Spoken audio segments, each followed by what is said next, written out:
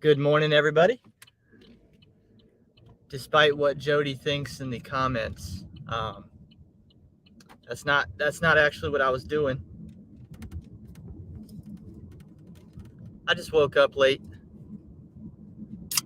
I had to grab one of my Summit Colas. I had to grab some lunch. Today I don't have to buy any food because I've got some leftover chicken. So we can go out here and earn some money today and actually keep it. How about that?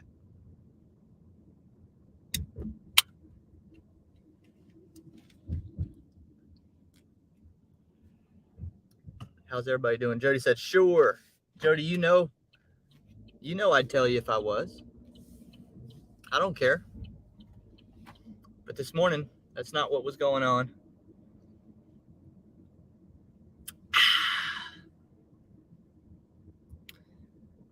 Man, it is 10/10 Tuesday, October 10th, 10/10 Tuesday. It's got a little bit of a ring to it, but that's about it. Other than that, other than the fact that today is 10/10 Tuesday, there's not much for me to look forward to today. Other than that, I guess I'll have a good time at the gym. It sounds like Allison and I will do an evening dash together tonight. Probably watching more Peaky Blinders. Jody said 50-cent Taco Tuesday. Maybe that's an idea for dinner. We didn't do Mo Monday. We skipped that yesterday.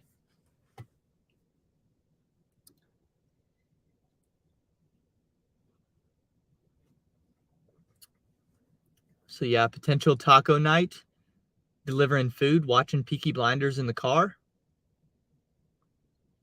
Yes, we got that to look forward to, but it's not what yesterday was. Yesterday was a day that I'll never forget.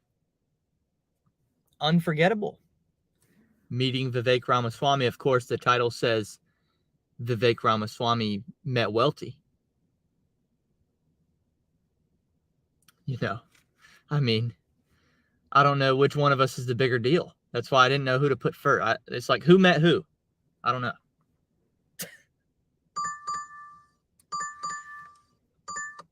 Kidding, of course. Kidding, of course.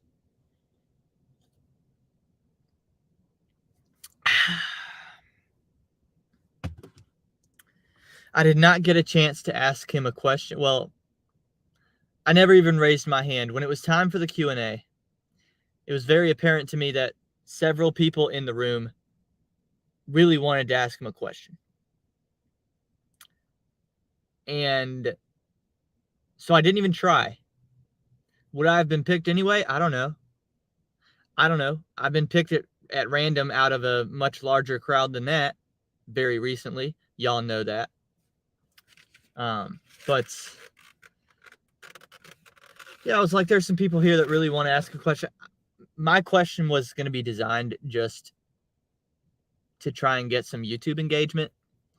And it became very clear very quickly, especially with the events of the world going on right now and the potential questions there for someone like Vivek Ramaswamy. Tie into it the fact that yesterday was Columbus Day, so most of his talk was somewhat tailored toward at least a recognition of, he started talking about the fact that it was Columbus Day. And so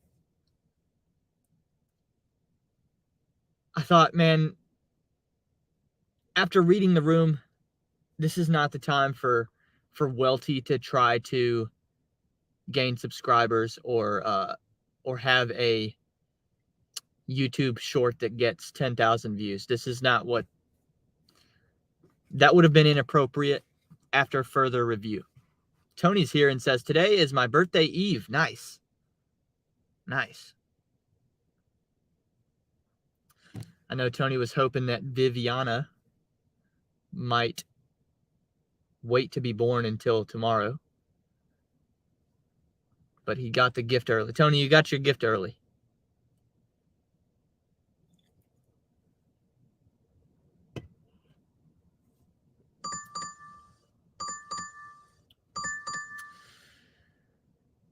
Y'all, I think what I'm looking at here is going to be good enough to start on a Tuesday right at 11 a.m. This is going to be a $12.50 double pickup. One of them's a shop and pay. Only one item, though. We're going to make close to $2 per mile on this, and we'll be at that spot's a pretty good spot to be at for the next set of deliveries we take. So I'm going to go ahead and accept this. Unfortunately, we have to pick up the food before we do the shop and pay. So hopefully we won't be waiting on the food very long. It's only one burrito bowl and 2 tortillas on the side. So really, it's only one burrito bowl.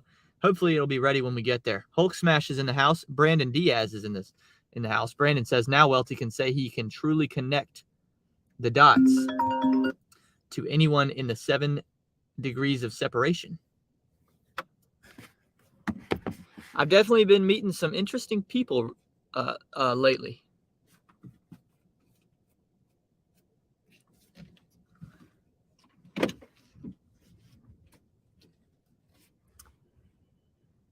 Yeah, he was just incredible. I mean,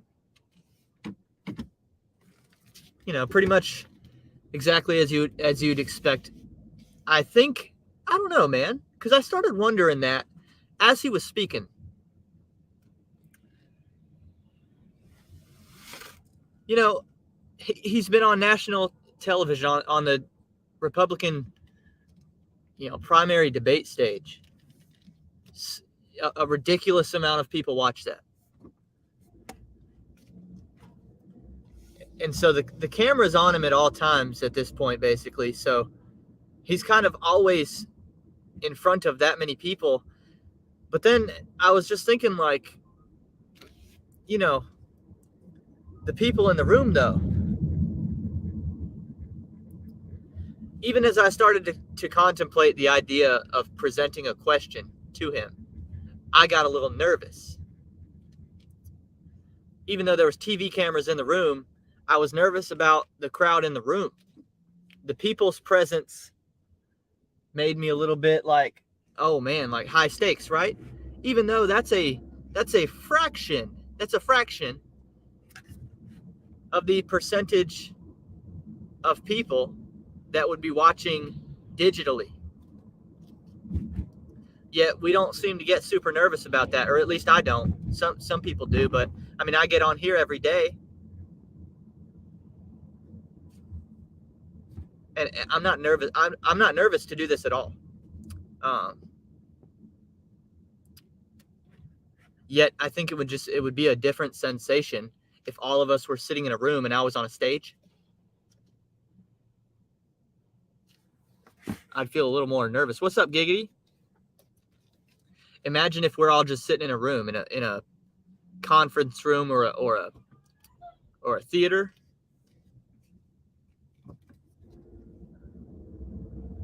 And they set the stage up and they just put a little car seat on the stage, and I just sit on the car seat.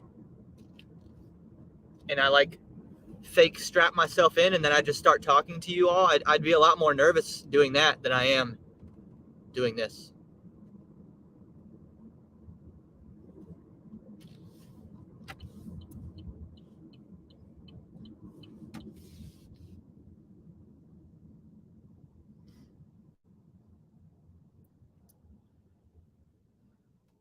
Tony says, shame on this Colorado government building I am at.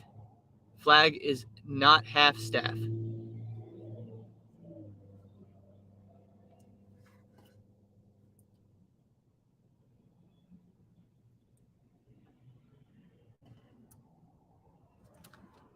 Did Vivek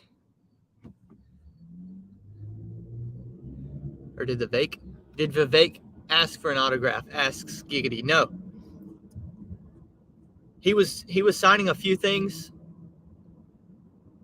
I decided I'd much rather have a handshake and a few second interaction with him that I got, instead of just saying, hey, can you sign something for me? He did give me something. I'll show you what he gave me here in a second. And he gave a lot of people this. So I'm not unique or anything, but a lot of people were asking him to sign it. And I was like, man, I'd much rather, if I can request him to do one thing, it's not going to be to sign something. It's going to be for that, that still image that I've got of just he and I looking each other in the eye. I think that's the coolest thing to me.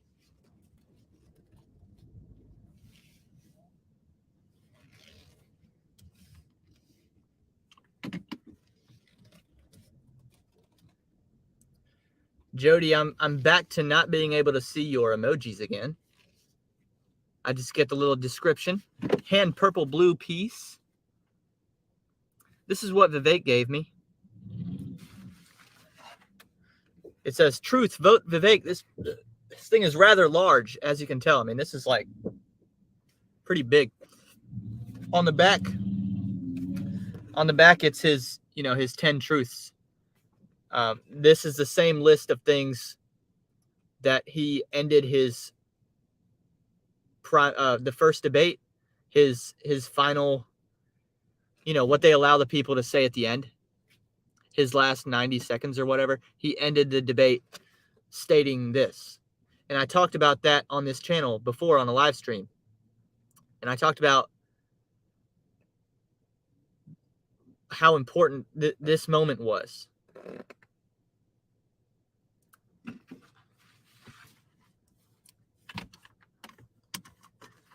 Brandon said, I am proud South Carolinian Vivek, or I am a proud South Carolinian Vivek and have a serious question. Do the DoorDash hot bags actually keep the food warm?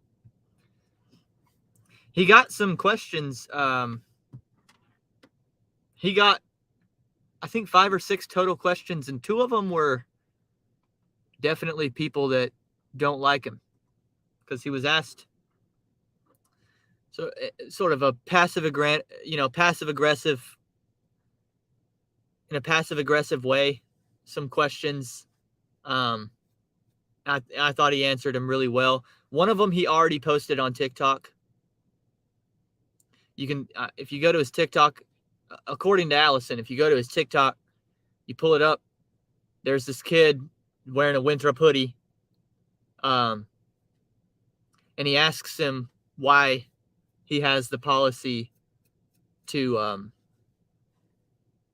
have young people have to pass a civics test to vote. And I thought Vivek had an excellent answer. So that's up on TikTok. I assume that I don't appear in the TikTok, even though, I was directly in the middle of those 2 people, the guy asking the question and Vivek. I was on a straight line smack in the middle between those people, but I assume I don't appear in the TikTok, or I think Allison would have told me. Giggity said, I would have asked him to sign my boob, the left one. The right one is reserved for Trump or Brandon, whichever I meet first. Fair enough. Tony says, I was unplugged from social media all weekend, and I didn't even know what happened to the people of Israel until yesterday. After your stream, no words. Yeah.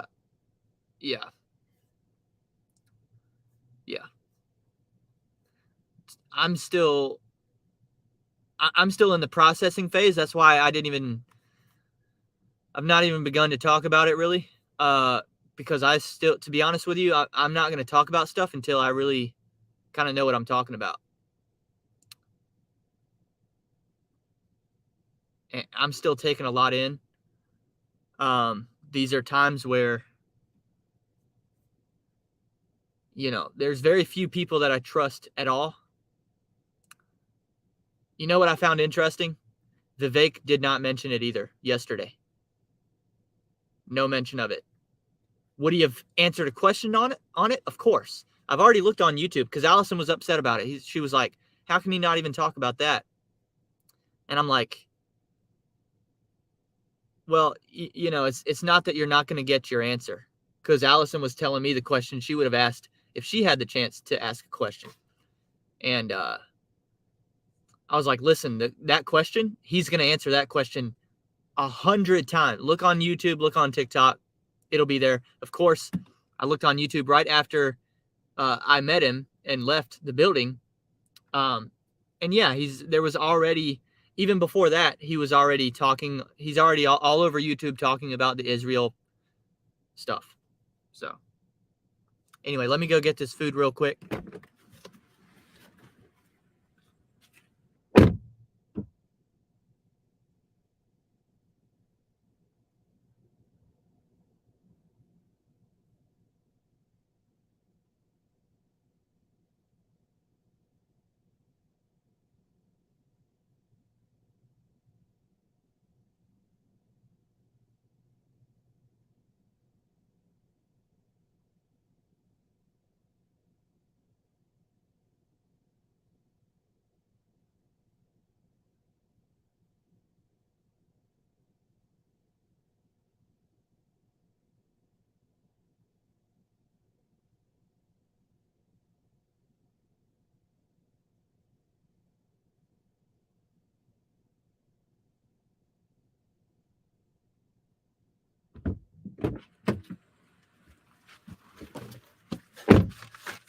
Got to head next to the shop and pay.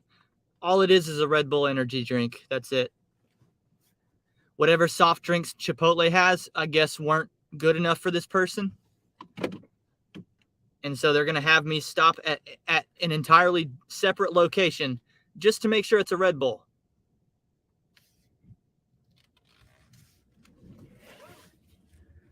That's how posh our society is right there. Unbelievable. I mean, seriously. I mean, whatever. I'm getting paid more because of it. But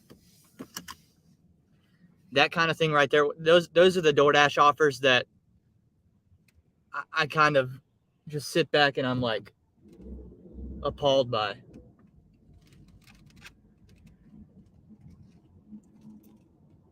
Tony said, still no excuse why an American flag should be at half staff.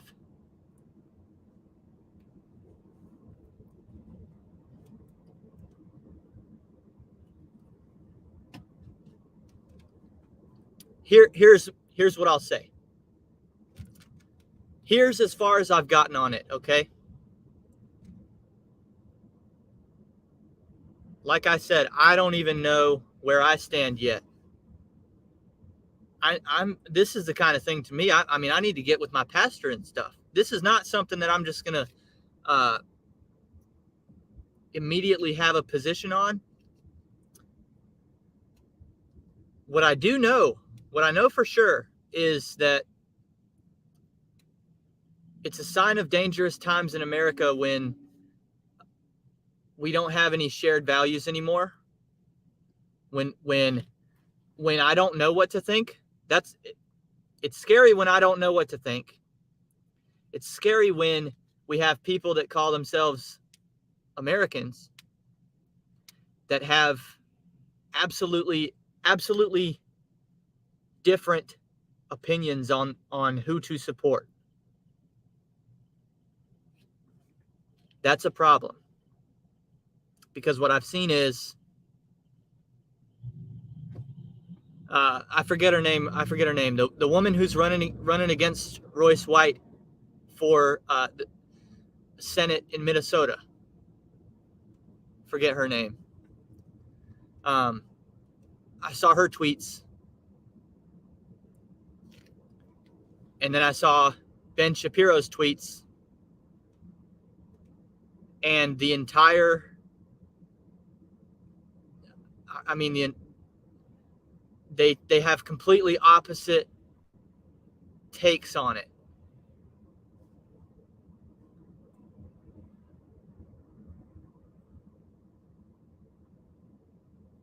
What used to be what they've told us repeatedly is that the strength of our nation is in our diversity.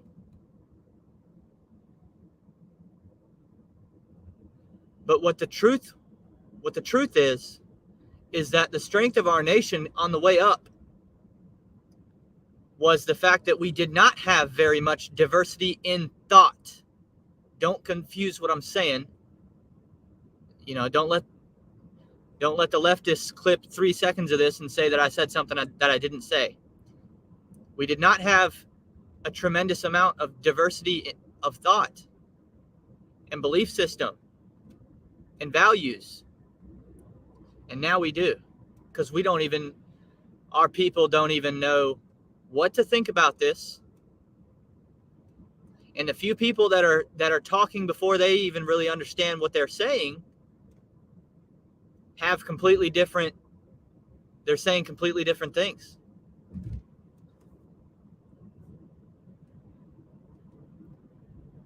Even though what was Joe Biden's, like main objective, according to himself, to reunify the nation, to reunify it to unity. I challenge you to find one honest person that would claim that we're more unified than we were even 3 years ago.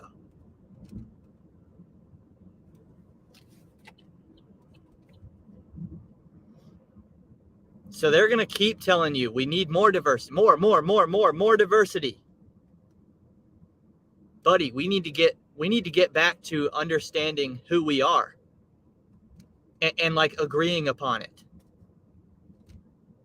We need shared values again.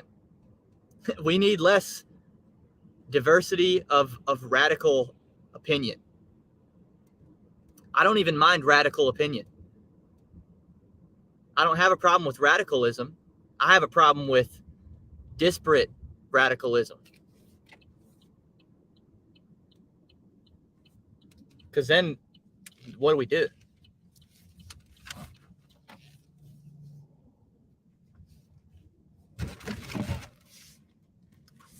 Just hit a freaking curb. I like to round my turns, and somebody was trying to exit the parking lot when I was turning in, and that made me have to cut a lot sharper, and then my back tire hit the curb. Hate when that happens.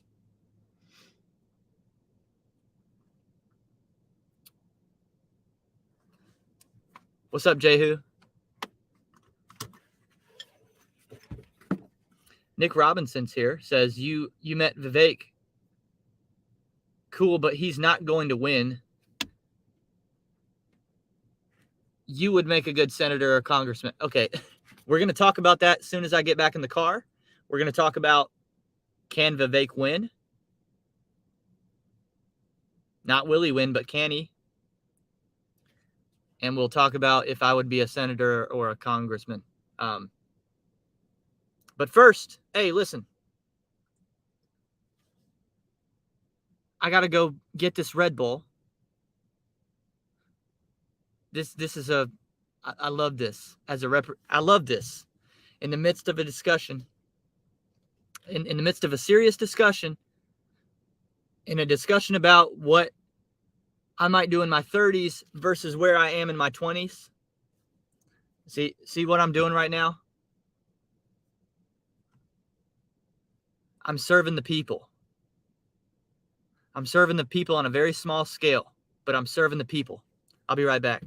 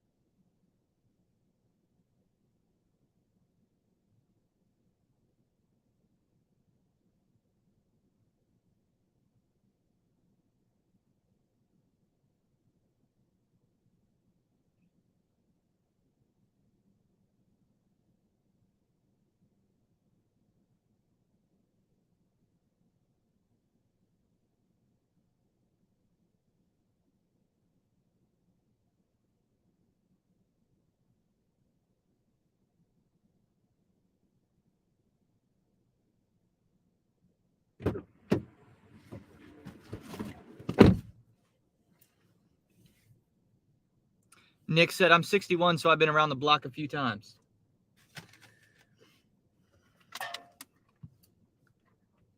Can Vivek win? Will Vivek win?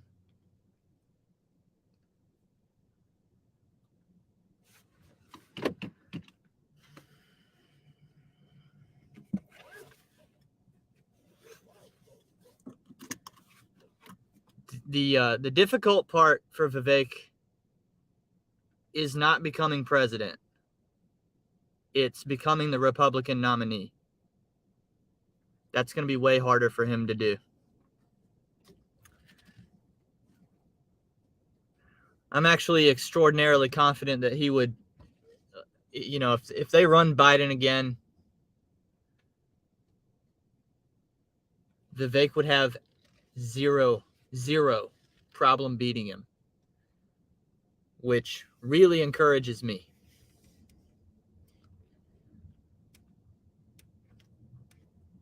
But I don't think we're going to see, I don't think we're going to have the opportunity. I don't think he can win the nomination in the first place.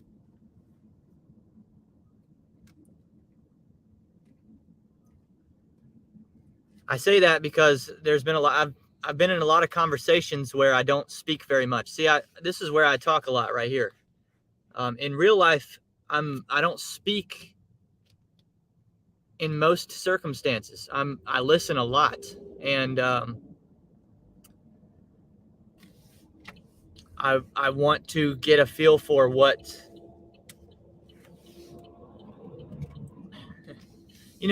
to be quite honest with you, I want to get a feel for what less educated and less informed people think about things.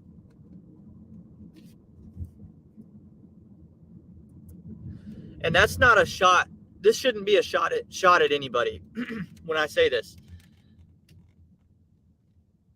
A result of what I do, one of the reasons that I do what I do for a living is because I have the free time to consume or create while I work. One or the other. But I'm always doing one or the other.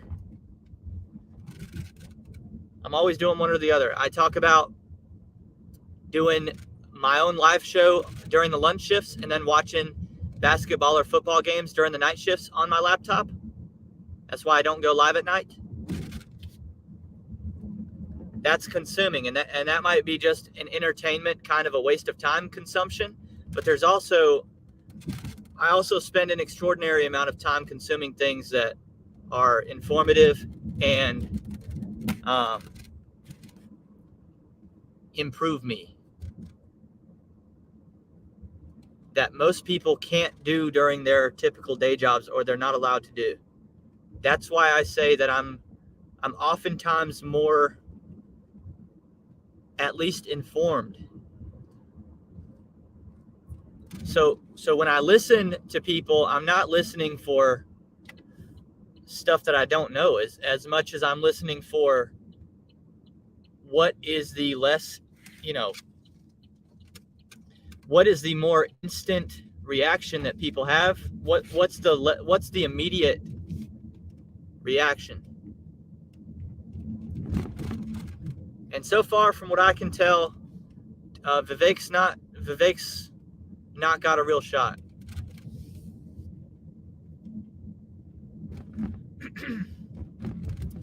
I think it's a real shame. I think the likelihood that I vote for Vivek in the primary is high at this point. I still have not made my decision. But if I was voting today, I would. If it was today, I'd vote for him in the primary, with the complete expectation that Trump's going to beat him anyway. And I have, by the way, zero problem with that. I've voted for Trump every other time of my life. Every vote that I've ever placed previously. The 2016 primary, the 2016 main, and the 2020 main, I voted for Trump. And I'll vote for him in the main again. Believe me. But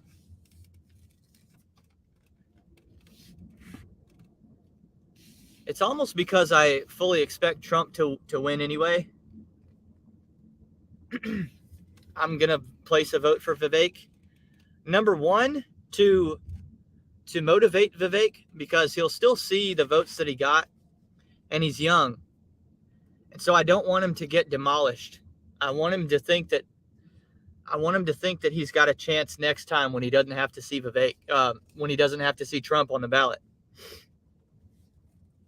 Dude, these are some beautiful houses. Wow.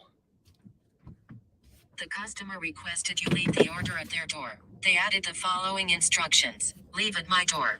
So my vote for Vivek will be, one, to keep him motivated and thinking about running again. Two, to send a message to the other people on the stage, not to Trump, but to the other ones that keep giving Vivek a hard time, like they gave Trump a hard time 8 years ago. I want to send a message that you're not second place. If you think you're second place, you're not.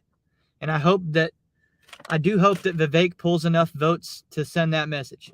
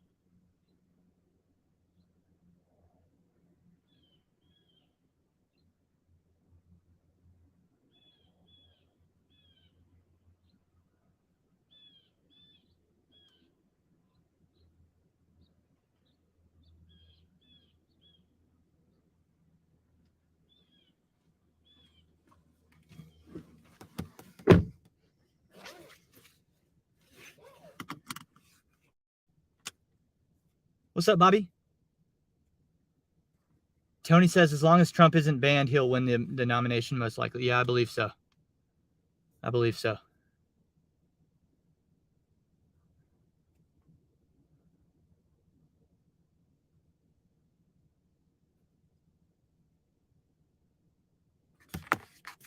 And don't get me wrong, I'm excited for that too. I tried to tell all these freaking leftists that thought they had done this incredible thing when they elected Joe Biden. I said, congratulations, you just extended Trump's presidency from 2024 to 2028. Unless they steal it. That's a whole different conversation. But all we can do immediately is just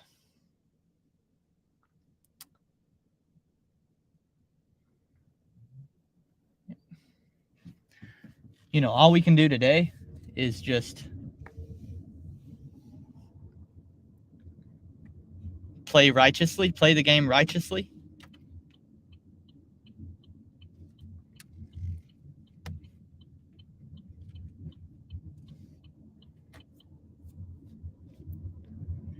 Because that's the other thing. Another reason I wouldn't mind seeing Vivek win it is to put him up in the main election, because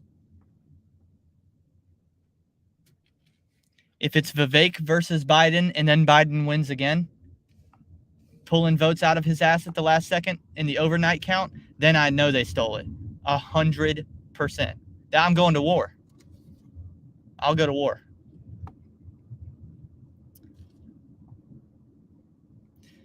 Because if it's Trump versus Biden 2.0, what makes you think that they won't steal it again? If that's how they won last time, why wouldn't they do it again? And why wouldn't we believe it the second time after we've accepted it, we've swallowed it the first time?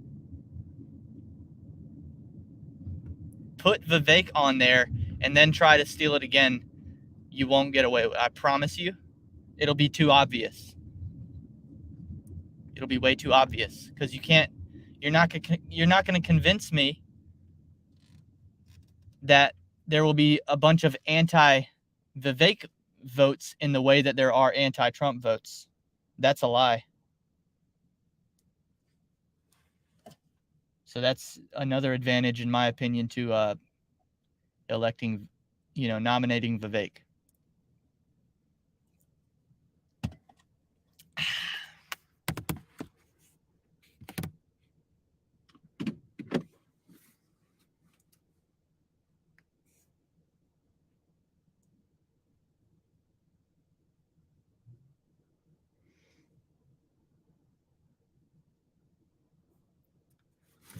Oh, Tony, she just missed the voting cutoff.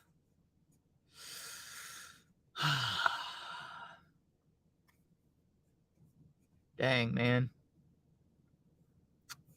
Well, that's kind of your fault, Tony. You should have planned your sex better 18 years ago, 19 years ago. Tony, you should have considered your daughter's vote back when you were making her and made her sooner. That way she could vote. You should have thought, in 2024, we're going to need this vote.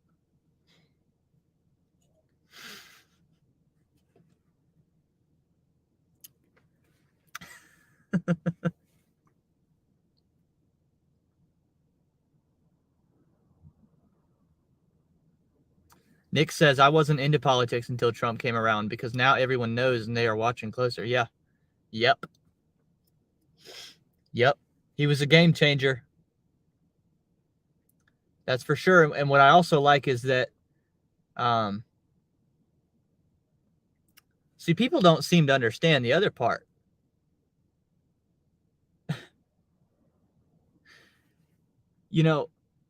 I love these Republicans that come out here talking about uniparty, uniparty, uniparty. Say it 3 times like it's Beetlejuice. Uniparty, uniparty, uniparty. Meanwhile, they call themselves Republican and win the nominations and stuff, which is a borderline, in my opinion, a borderline overthrow of the Republican Party.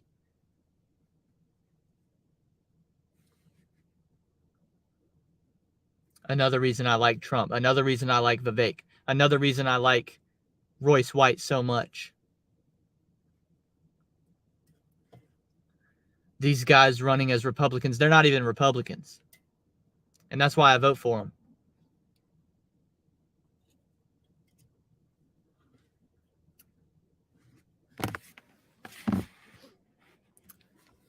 In my opinion, Donald Trump, Vivek Ramaswamy, and Royce White are MAGA party. They're MAGA party. They're I don't even, that's how I classify it. They're America First Party.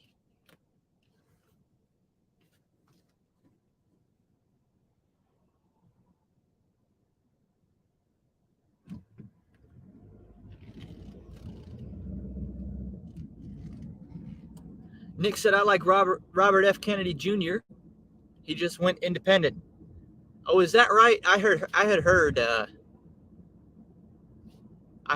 that he was likely going to do that.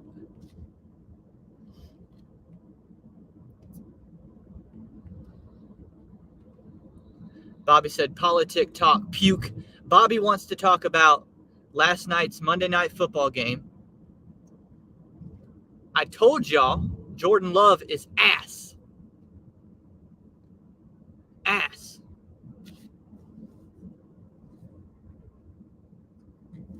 It's embarrassing that he looked good against the Bears.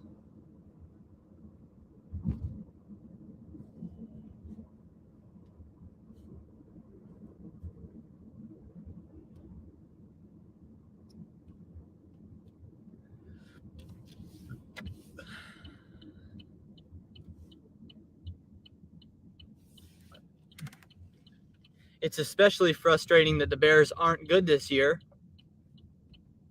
when the division, in my opinion, is wide open. And I know Detroit looks good, like everybody thought Detroit might look good. I get it. I see them out here beating the Panthers. I understand. That's a huge accomplishment, beating the Panthers.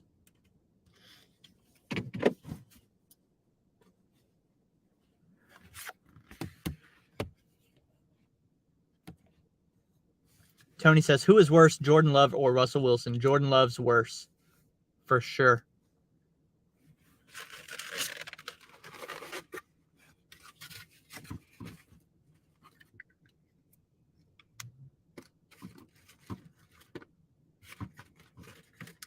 I forgot we're on StreamYard, so I can put my money up on the screen.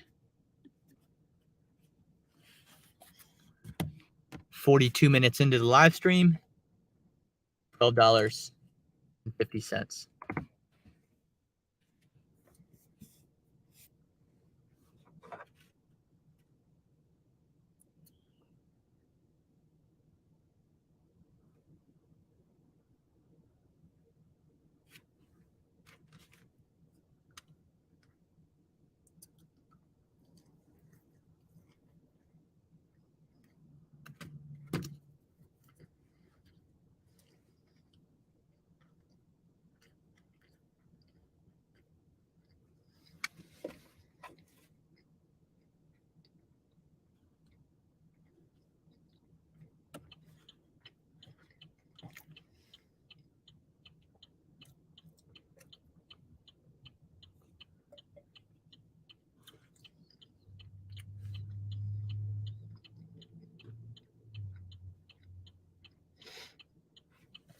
Yeah, Tony. People don't understand. Jordan Love is 0-4. 0-4 since playing the Bears if Derek Carr doesn't get hurt.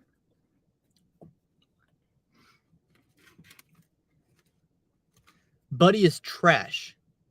He's trash. What's up, Steve?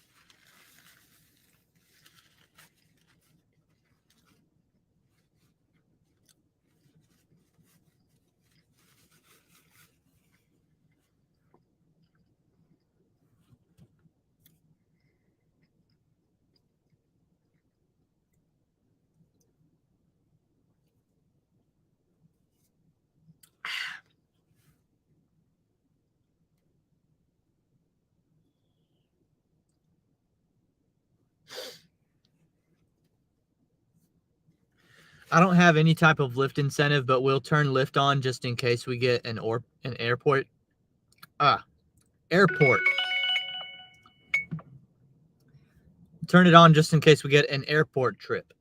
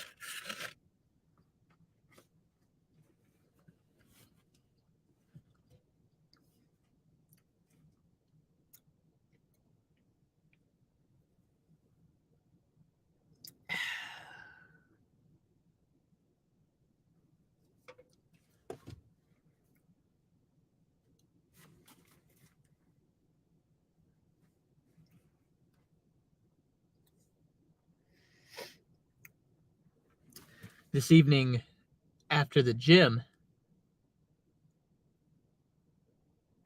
And I guess before I do a dinner shift, shoot, it kind of cuts into my dinner shift, but at 6:30, I have somebody coming for a Rover meet and greet.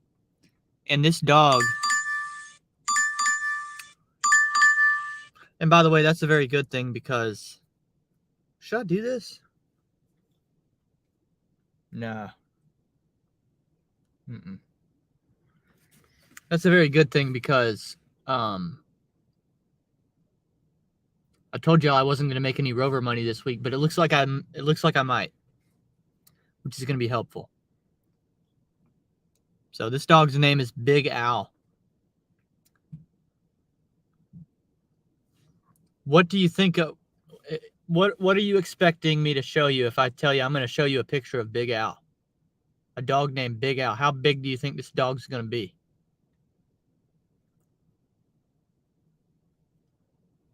What kind of breed of dog do you think I'm talking about? Steve, that's what I'm asking you. What kind of dog do you think is Big Al?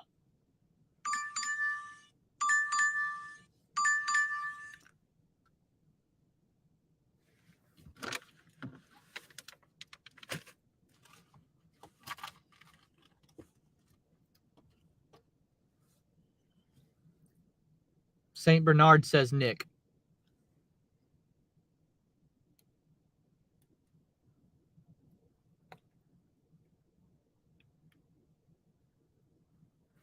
Great Dane, Husky, Bulldog.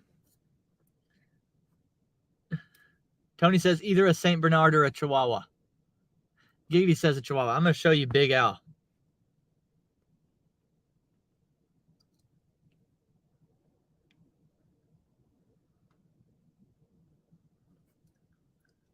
Look how big Big Al is.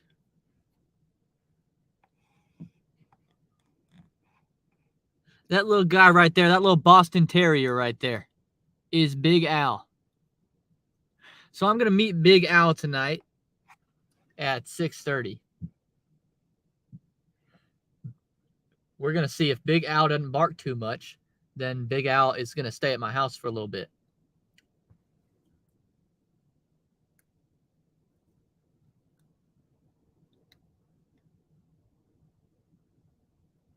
Dude, praise God for toothpicks, man.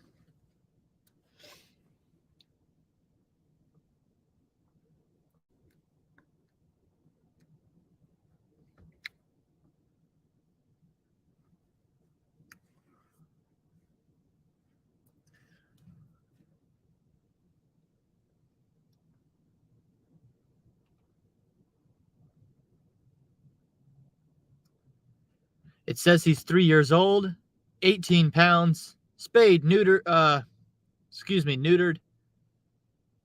microchipped, house trained, friendly with dogs, and friendly with children.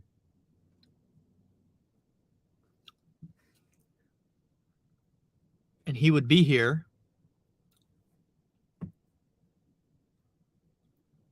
Thursday through Sunday.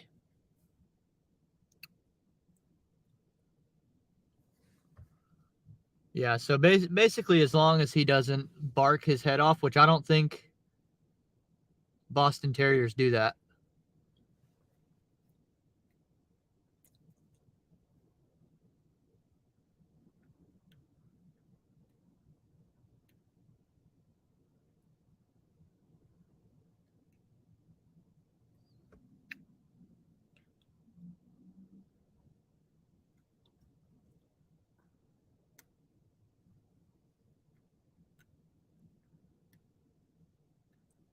Yeah, Nick, I'm still taking in information and processing and I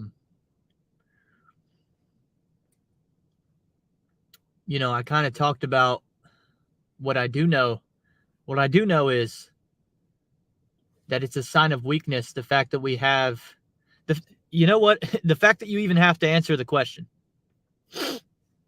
is a sign of weakness, because that we've got people in this country with completely different positions.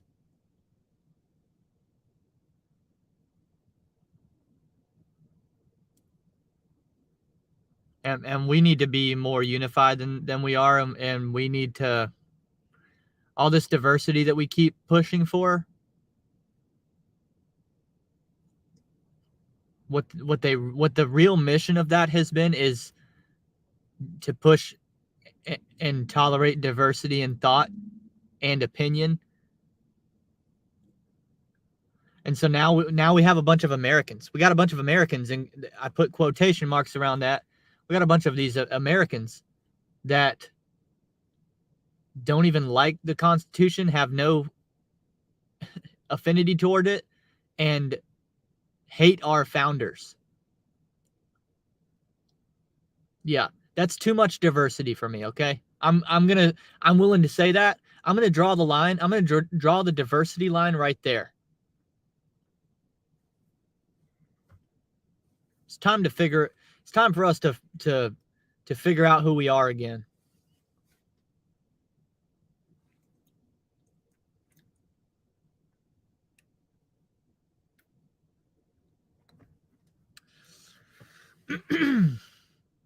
Tony said, my little bit of Jewish blood running through my veins is completely devastated about it.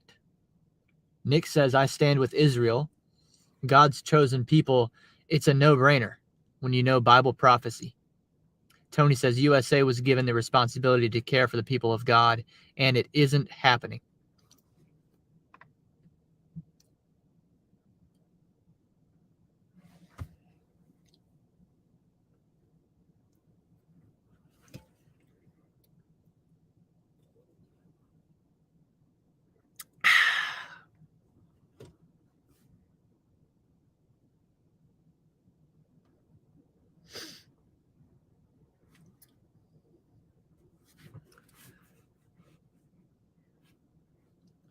You know, I mean, another thing we can do, if I just don't mind, I don't really care to have the live stream demonetized. Y'all know I'm not here for the money anyway. But I mean, part of my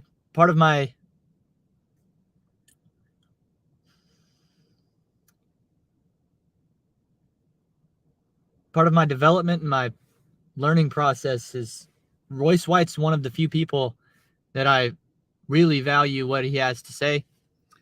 And of course, his podcast last night was on it. And I'm not through it all the way, because I listen to this stuff when I go to sleep and then I finish it the next day. So I kind of forgot where I was at. But I mean, if we really want to, we can just sit here and listen to it while I wait for orders. Good evening and welcome back to another episode. I don't know why my phone is not connecting to my CarPlay. There we go. Where was I at? It's that their ride, and Israel's one of them.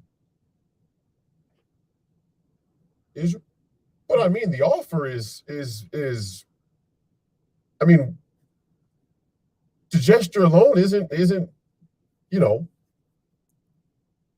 good. It's wrong to offer somebody your home, to offer somebody refuge in case of emergency. Maybe those contingencies are already in place. But I'm just gonna start it here. I don't really know. I'm just gonna start it here. Actually, I'll back it up even more because I don't think I was there. I don't remember that. By Hamas in this way. Here we go. Yeah, industrial complex and all of its liberal overlords worldwide to see Israel attacked by Hamas in this way. Anybody in the anti-war camp when it comes to Russia and Ukraine, who sees the peculiar nature of that entire conflict, who questions the use of the resources, anybody who's straggling, we know how to get them on board for the war effort and the war machine. We know what heartstrings to pull. All roads lead back to Israel. Good. The sine qua non of the entire global military industrial complex storyline. It's all to protect Israel. The whole thing is, if we concede Taiwan, if we concede the Ukraine, if we concede South Korea, the further and further we drop back, eventually we have to cede Israel, and we all know that's not an option. And I wrote in my letter to LeBron James, my open letter to LeBron James. You can go get it right now on Amazon. Epistle to the King. I talked about this. I said when the hordes rise up against Israel, that the European Finocchios will leave Israel to the horde the same way the Romans left Great Britain to the Saxons.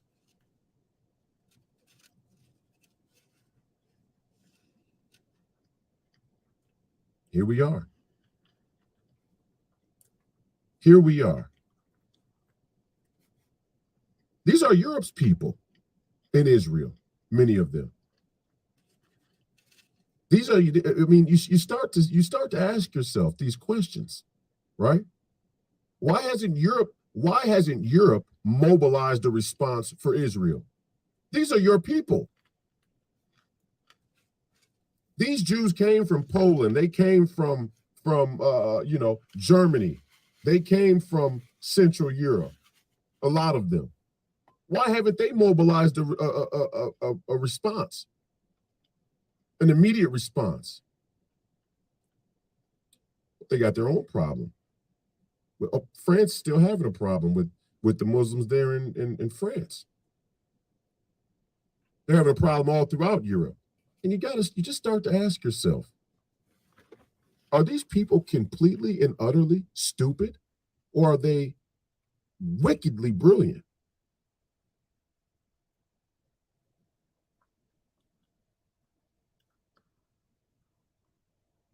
Some people believe that this was that someone let this happen.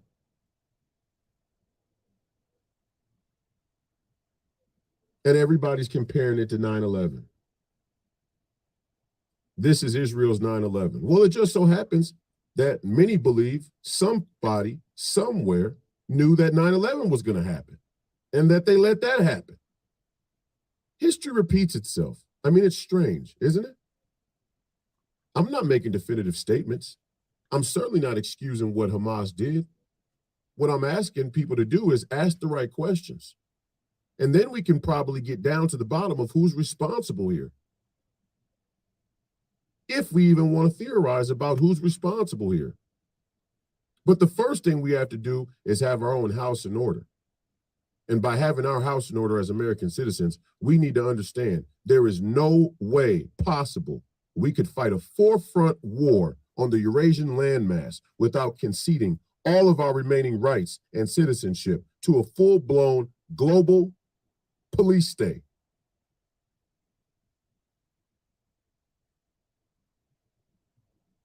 It cannot be done. It cannot be done. Everybody keeps saying Israel has the right to defend itself. Israel has the right to defend. Absolutely, they do. And I would hope for my great friend TJ Klein's sake, they will. And I will hope that their response should be harsh. Absolutely. Wars happen. People go to war, people die. Sometimes it's necessary. It's not necessary to save the planet. It's not necessary because we're killing too many cows and there's too much methane from cow farts. And we can't continue to take from the planet. It's not necessary because some strange, story from the guide stones, or we need a population of 500 million, so let's kill off people, just on a whim, on an ideological whim. But there are needs for violence and there is need for war at times, and people die. So yes, Israel should be able to defend itself. And here's another cover story. If over the last 60 years, Israel has not accumulated the ability to defend itself, if it has not used the cover and security of the full force of our American military to prepare itself, to defend itself and be successful in defending itself, then our aid for Israel has been a scam. The entire time, our aid for Israel has been smoke and mirrors.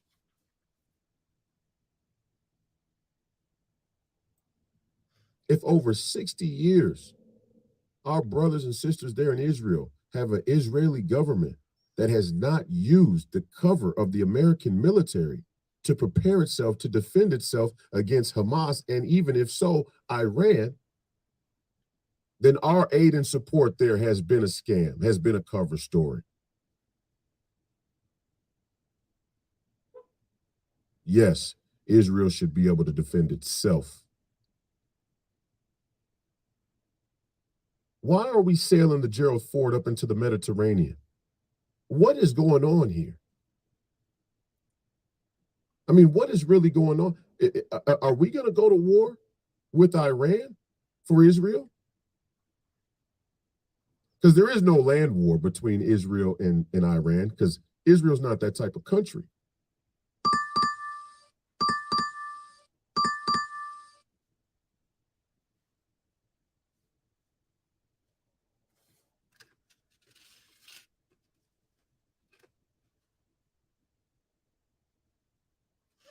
It's going to be an air war. They'd have to cross Iraq to get to Iran. Guys, we can't do it.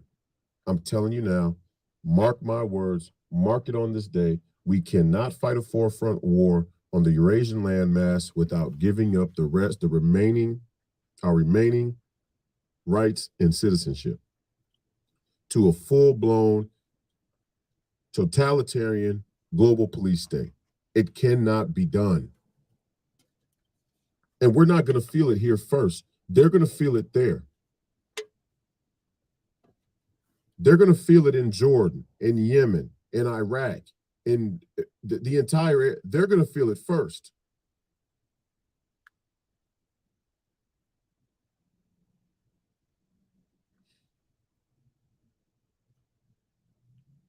All I'm saying is the Israelis have the capacity to fight their own war. And if they don't have the capacity to fight their own war, as Americans, we are in such a dire situation globally. We are in such a dire situation financially. We are in such a dire situation domestically that it may, in fact, be time to evacuate Israel. Who's going to say that? Who's going to tell you that? Make people show their cards. Now we got to make people throw down. It's time to call some people's bluff. Sometimes when you call some people's bluff, you get a better read of what everybody has. Where do the Europeans really fall on the deal? Where do where do the Turks fall on the deal? Erdogan, where does Erdogan fall on the deal? He don't got no love for Israel. I mean, where where does Egypt fall on the deal? Who are their allegiances really to? If we can't properly defend Israel in an all-out forefront war on the Eurasian landmass, contingencies need to start to be put in place and evacuation plans need to start to be put in place. Now, many people there, many of the Jews, many people in Israel will say, hey, we're not leaving our land. This is the Holy Land. We're not leaving it. We're going to defend it. We'll die for it. And that's honorable. It's honorable to fight and die for your home, for your home, or for I mean, let's go back to the basics. The game of war itself. If I come up to an open land and there's another person there and they don't want to share the land and it's contested, it's a fight to the death. Whoever's left standing, they get that land. I thought we were beyond that. This entire post-World War II democratic liberal order was supposed to be the realization of a civility, of a civilized society, global society that didn't think that way. But that was a cover story. That was a cover story. We just found a higher intellectual, a higher and more sophisticated way to play the same war game that we've always played. More asymmetrical war, but in sometimes all-out piracy still. We just selected a group of people who got to pick where the piracy was going to be legal and where it was going to be called piracy. That's not righteous. That's not honorable. That's not sustainable. You weird Finocchio yuppie posh liberals want to talk about sustainability, and your little corporate think tank Judeo-Buddhist prayer studies, circle jerks. You want to talk about sustainability. There's nothing sustainable about that model of governance, of global governance. We'll select a few countries that get to oversee when it's deemed piracy and when it's deemed legal piracy. All that builds up is moral hazard. And that's what we're dealing with now.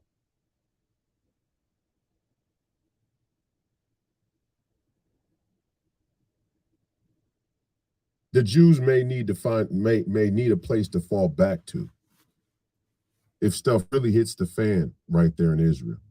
We'll take them here in America. I mean, let's think about it. We're letting 2.5 million anybody's from anywhere cross the border.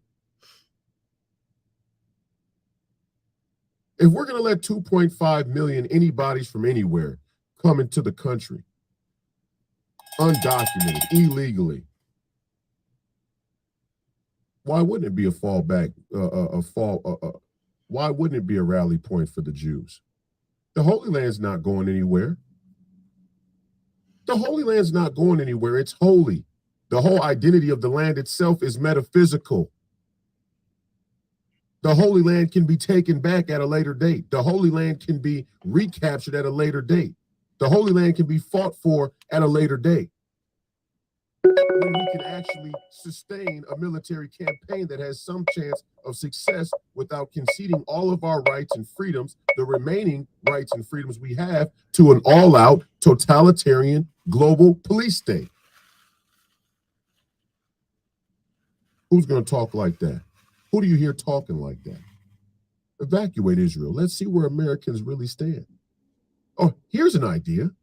Why aren't the Europeans offering refuge, an open refuge, to the Israelis, to the Jews? A lot of them come from there in the first place. And I get it. I get it. To even suggest this would offend some Jews there in Israel. But I mean, the offer is I mean, the gesture alone isn't good. It's wrong to offer somebody your home, to offer somebody refuge in case of emergency. Maybe those contingencies are already in place, but why are they never spoken about? Well, why has the entire global military narrative been built on this idea that Israel is the last stop, that the buck stops with Israel? Why is the entire global media narrative built around this idea that the last campaign will take place in Israel? Why? Does somebody know something we don't know?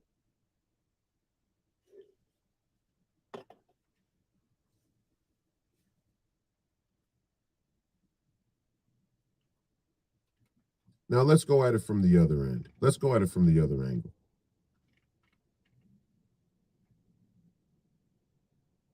There's something that exists called the Iron Triangle. It's an alliance that's somewhat secret, but in effect, not so secret, between Iran, China, and Russia. And they call it the Iron Triangle because supposedly it can never be broken. The Iron Triangle is effectively what Halford John Mackinder the Mackinder land theory, the Mackinder world island theory, and his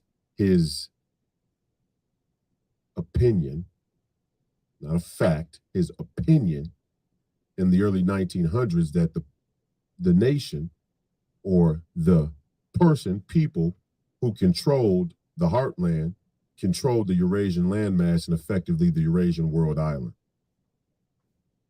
Why? Because as means of transportation evolved, naval superiority would be challenged. And we've seen that part come true, because they can sail the Gerald Ford into the Mediterranean all they want to. When it really goes down, like Chris Martinson told us early on in the podcast, and we may need to have him on, with the level of technology that we have now, boats are just big, big pieces of metal out there in the sea waiting to get sunk. That's the reality.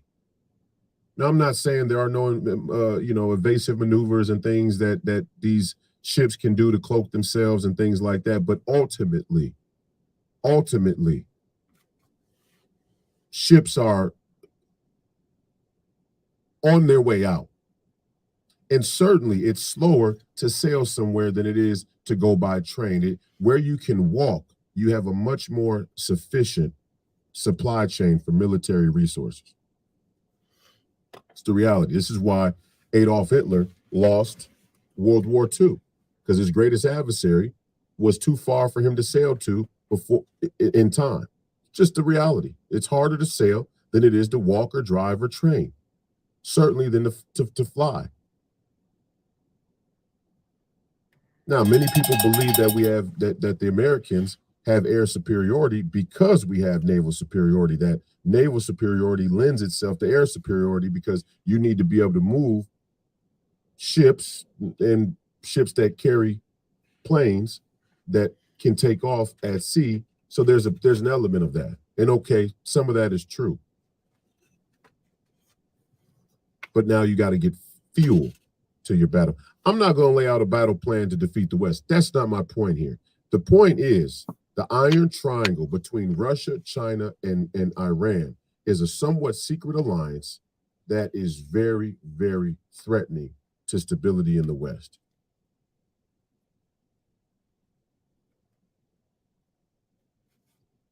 Some would say it's conceivable that China greenlit Iran to greenlight Hamas to attack Israel in order to deter this new alliance that was announced recently, where they wanted to build a counter Belt and Road initiative called Rail and Port that would connect India, the Saudis, the Israelis, and Americans to the European Union.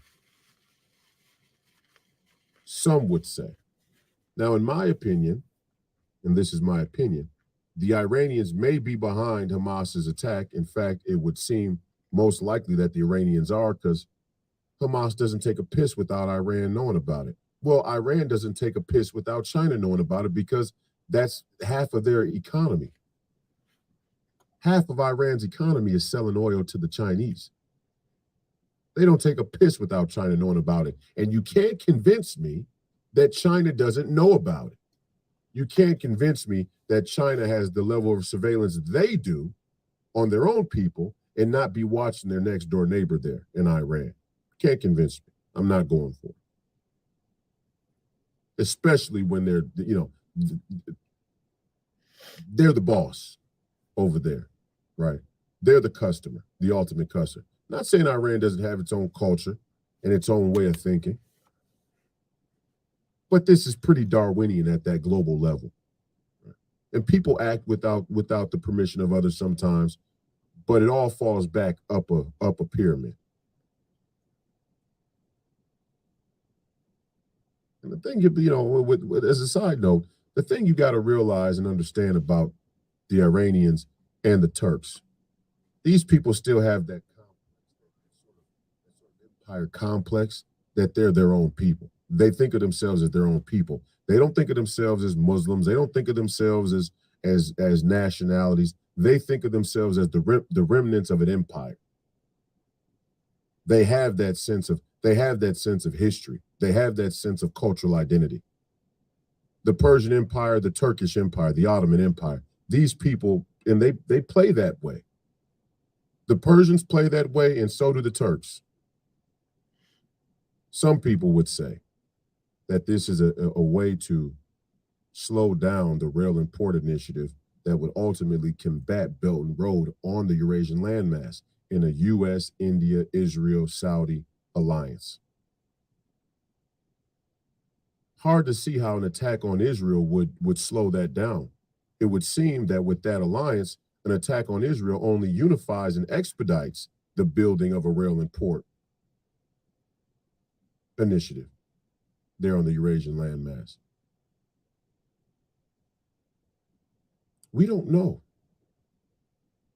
We don't know.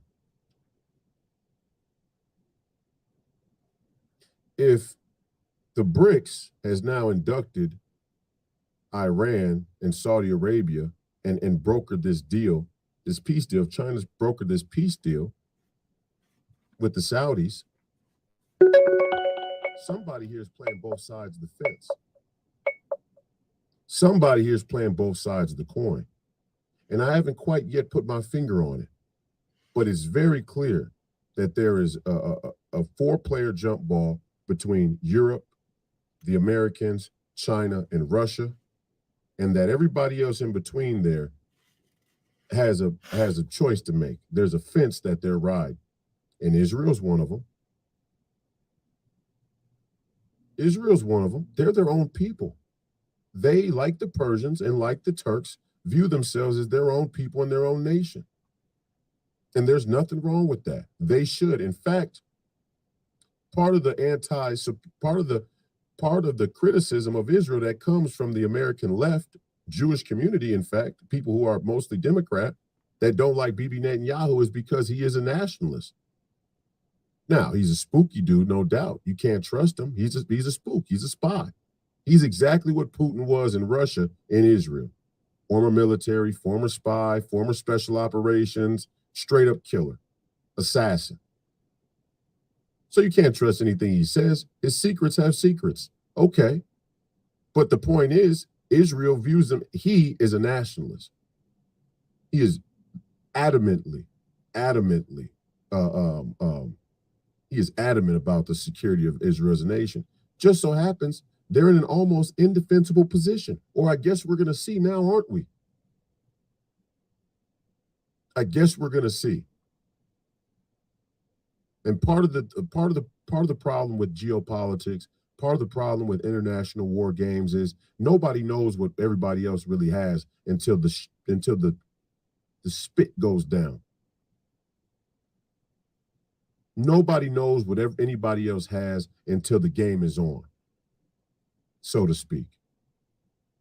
I can watch you warm up, but I don't really know until we go to jump ball and that ball's up in the air and I'm right up close to you and I can, and you know, the sizing up isn't at a distance. Everybody looks a little bit bigger, a little bit better, a little bit faster and stronger at a distance. Sometimes when you get up close, that person's stronger, bigger, faster than you thought. Sometimes they're not. Nobody knows what anybody else has. Somebody's playing both sides of the fence here.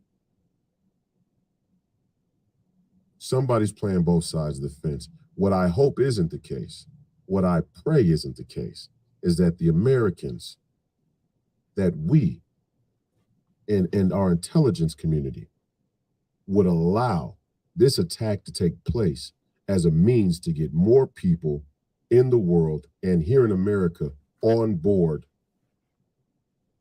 with the military-industrial complex war machine. I pray that's not the case. I really do.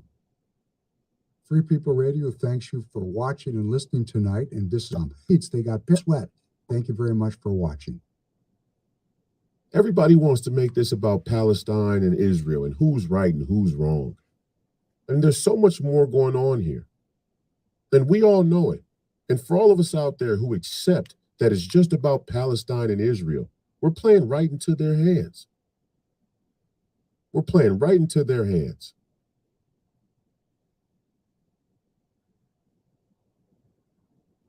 I pray that we didn't allow this attack to happen as a justification to go to war with Iran.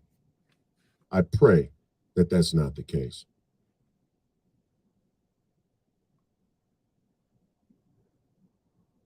If you want to go to war with Iran, come before the American people and tell us why. Tell us why. Maybe you got a good enough reason. I don't know. I don't know. I'm not here caping up for the Iranians. I'm not saying that the Iranians aren't capable of major harm and damage and violence. But this whole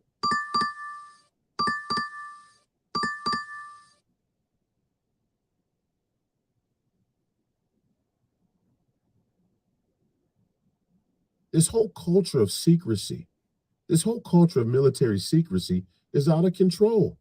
Whatever those threats are out there in the world, we can't know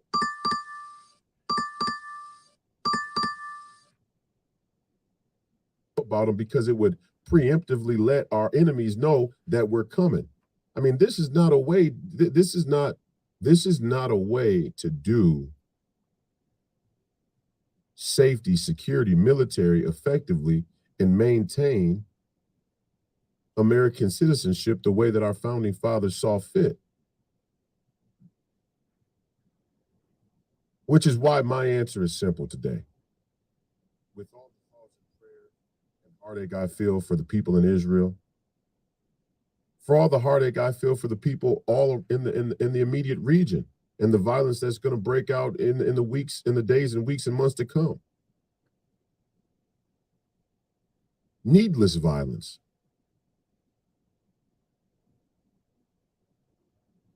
These attacks were needless violence. With all of that said, America cannot afford to fight a forefront war on the Eurasian landmass without surrendering our remaining rights and privacy to an all-out global totalitarian police state. It cannot be done. We have to know our limits. It cannot be done. And for all of you sitting at home who you know, who think it can be done, get ready to have your children drafted. Get ready to have your children, your sons and daughters drafted into the military. And even then, it might not be able to be done.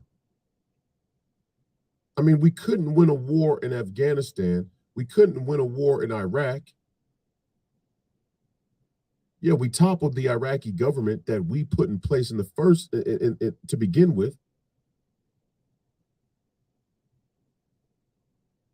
That we put in power in the first place is what I was going to say. Yeah, we toppled an Iraqi government because we knew exactly where to go. We put them there. We knew every nook and cranny of the Saddam regime. We knew everywhere we needed to go. It was just a manhunt, basically. It was like a local manhunt. When Iraq government fell and Saddam went on the run, it was just a little local manhunt. We knew exactly where they were. We knew exactly where to go. We knew exactly where to look. Didn't take us long at all. Sure, he was on the run for a minute. We found him. We let them hang him, kill him. Okay. He was our guy to begin with. Got a little big for his britches. Thought he could do business with the big boys. Got a reality check. The biggest reality check you could get. Point is, we didn't win that war. We created a vacuum. We created a vacuum of terrorism. ISIS now is whatever many iterations of ISIS that it is now. I don't know. There's all kinds of new names for it. I mean, it's just, it's blossomed into a never-ending justification for military involvement in Iraq. Same with Afghanistan. We leave $90 billion of equipment there in Afghanistan, the Taliban's offering to bring equipment to Hamas for the attack. Openly.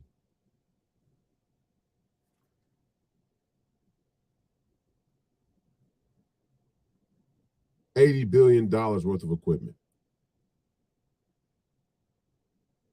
$80 billion worth of equipment.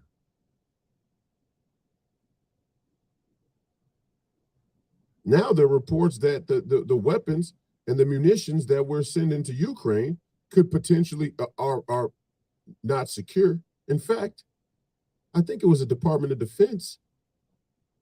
It was a Department of Defense report that said that the movement of munitions that we're giving to Ukraine aren't secure and could make their way onto black markets that could then in turn be used in an attack just like this.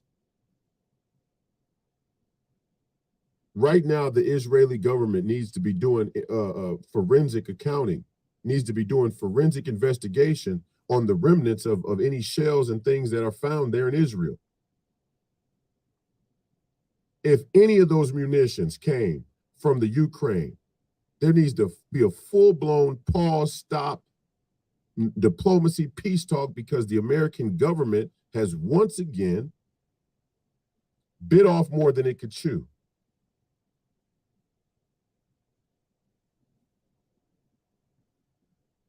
If one shell, if one bullet, if one rocket that was used there in Israel ends up being from our aid to Ukraine,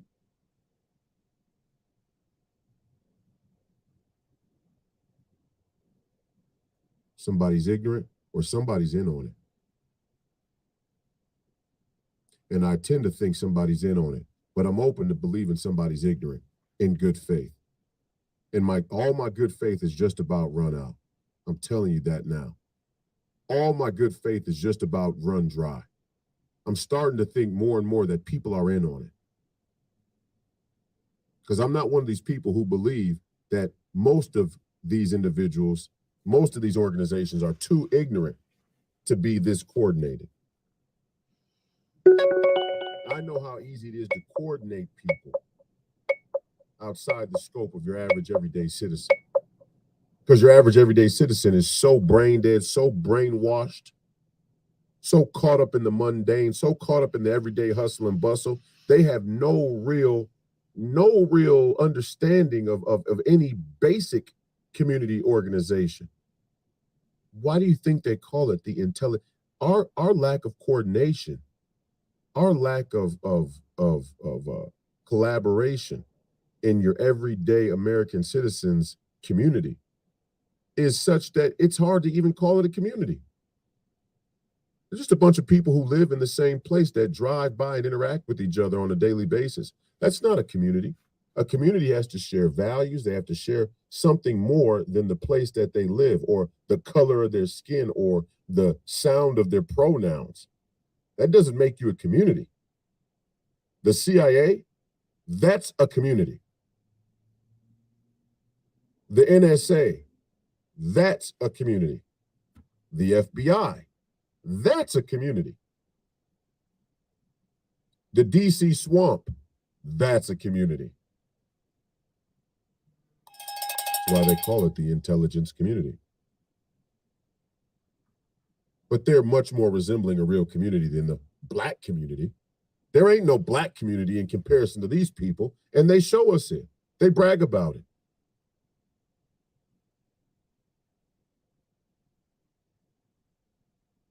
My point is they have the ability to be coordinated. They have the ability to be coordinated at a level that we have trouble comprehending. This was the Bay of Pigs, you know. This was the Bay of Pigs. This was Iran-Contra. Okay, we could say Reagan didn't know. There were rogue groups. The point is, you better be slow to fight. You better be slow to violence if you can't see. If you can't see the blind spots. Too many blind spots is a red flag to go forward with military action and violence. And all of them want to tell you how educated they are. All of them want to tell you that they went to West Point or some other prestigious political science or military. Sorry, I didn't mean to interrupt the talk. 624 4.2. I accidentally unplugged my phone right there, but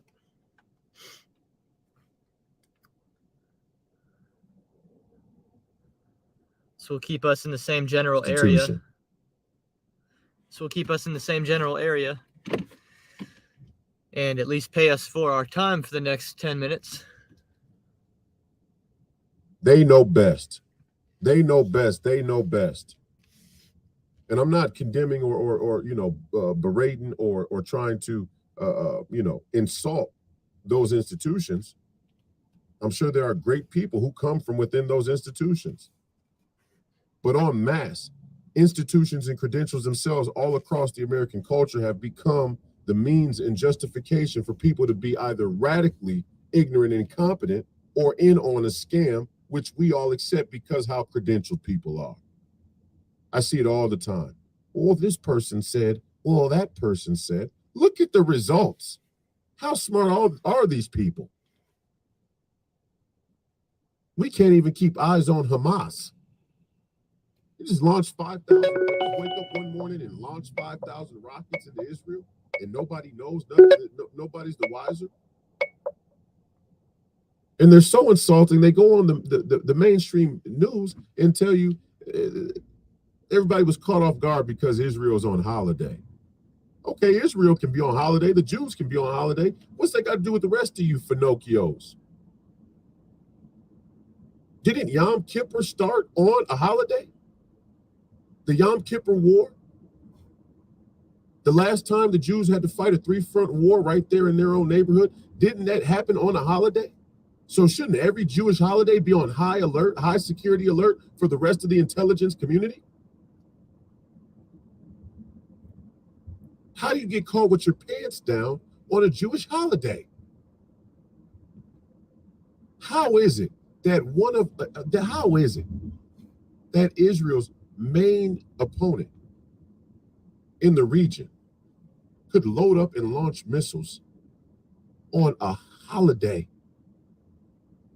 The holiday should be the highest security alert there is, given the history, the unique history. We just had Yom Kippur.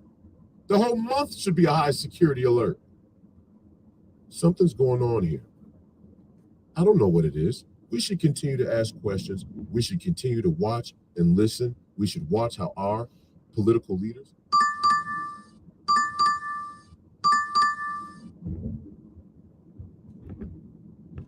handle themselves. We should take an accounting. But the American citizen should get ready to vote its position that we cannot fight a forefront war on the Eurasian landmass while we have 2.5 million people coming across our border, undocumented, illegally. We cannot fight a forefront war on the Eurasian landmass at all, potentially, without surrendering all of our remaining rights, freedoms to a global totalitarian police state. And it's not beyond me that the push for war, the push for chaos and violence comes from a group so coordinated that they have the ear behind every enemy line in every direction. And the real goal is to plunge us into complete chaos so that people beg for tyranny.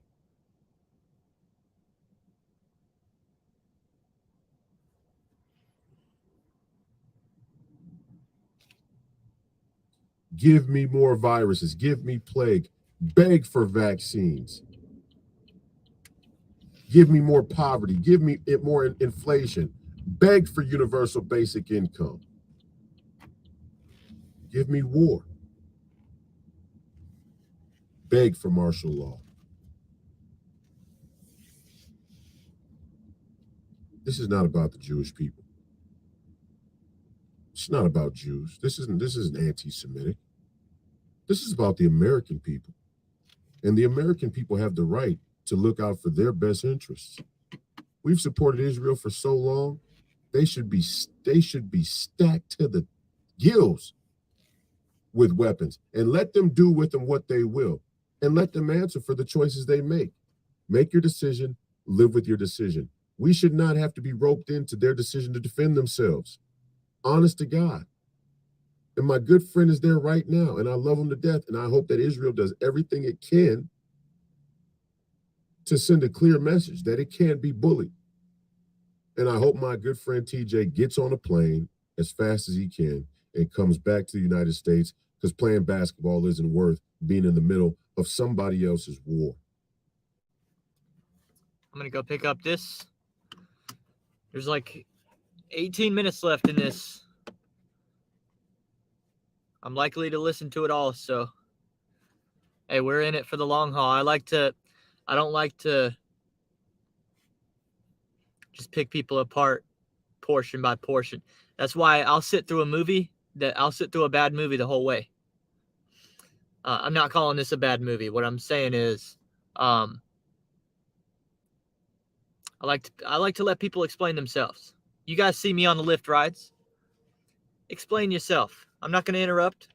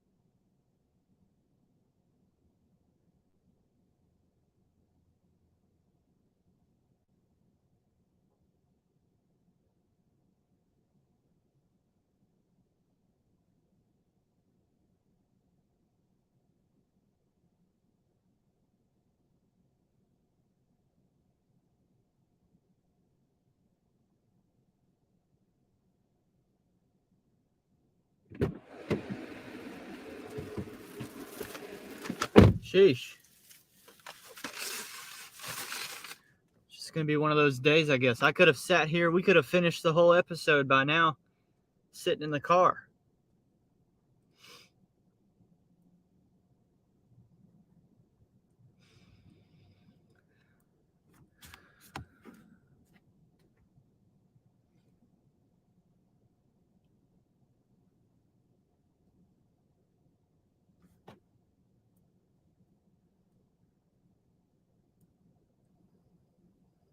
Playing as fast as he can and comes back to the United States because playing basketball isn't worth being in the middle of somebody else's war.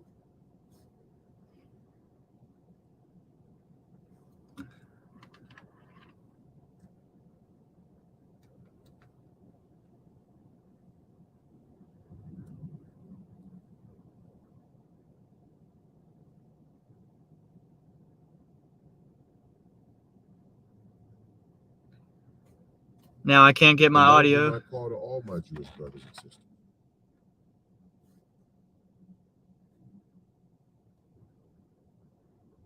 God is in here.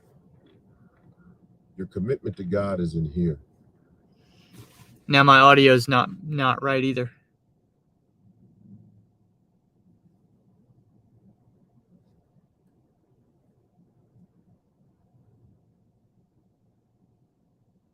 And in here. There we go. God's love, God's mercy, God's grace is everywhere. It's not in a place. It's not at a given time. It's everywhere. It can be accessed from it. New Jerusalem. And what's so funny about that is that this is how loaded the cultural narrative has become. This is how brainwashed we've become. This is how chaotic they've made people's minds when talking about these geopolitical issues. I'll say that we should be a refuge for the Jews, and there'll be people in my own community, on my own side of the aisle,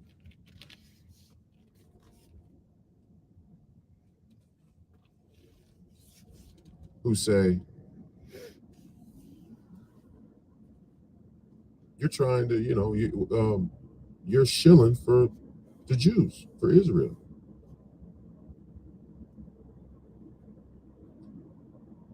There'll be people who say, why are you willing to let Israeli refugees come to America, but not refugees from South America or anywhere else in the world? And the answer is very simple. We have a geopolitical, militaristic position with Israel, one that certain individuals are committed to defending at all costs.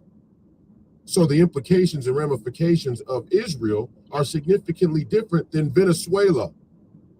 And if you don't understand that, you're a child. If you don't understand that, you're a small, dribbling, weak-armed infant, bobblehead infant. If you don't understand, there's a significant difference between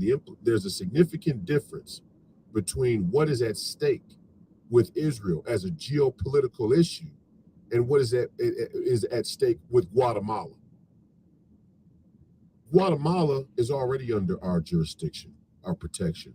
And in fact, it's the same military-industrial complex that wants you to believe that all of these immigrants are coming through the border of their own free will, organically, because of despot governments all over the Western Hemisphere. That despotism is what's driving. Despotism and fascism and all of these other is what drives these refugee migrations. They won't say that it's socialism. They won't say that in some of these governments are communists. They make sure never to say that because they think you're stupid.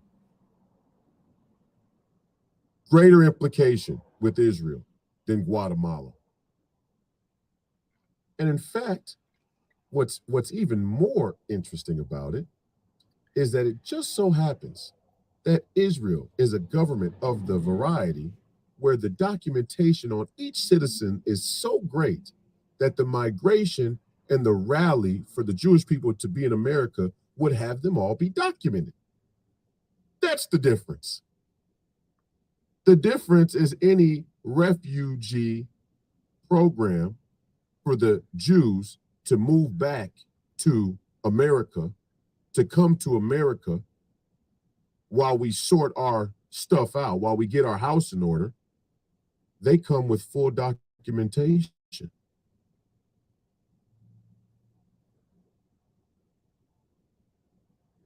Tough. Hey, you come from a refugee country where you don't have any documentation, or you, it's not my deal. It's not my deal. We're not in charge of the entire world. We're not in, I mean, just on face value. How many people, how many strangers, complete strangers, are you going to let come move in your house or in your backyard? And that's the thing about some of you Finocchio liberals that want to preach this humanitarian crisis like Ayanna Pressley.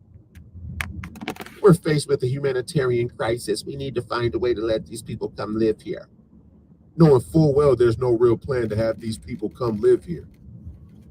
She's using them the same way many people have used the Jews to push greater, more corrupt political agendas.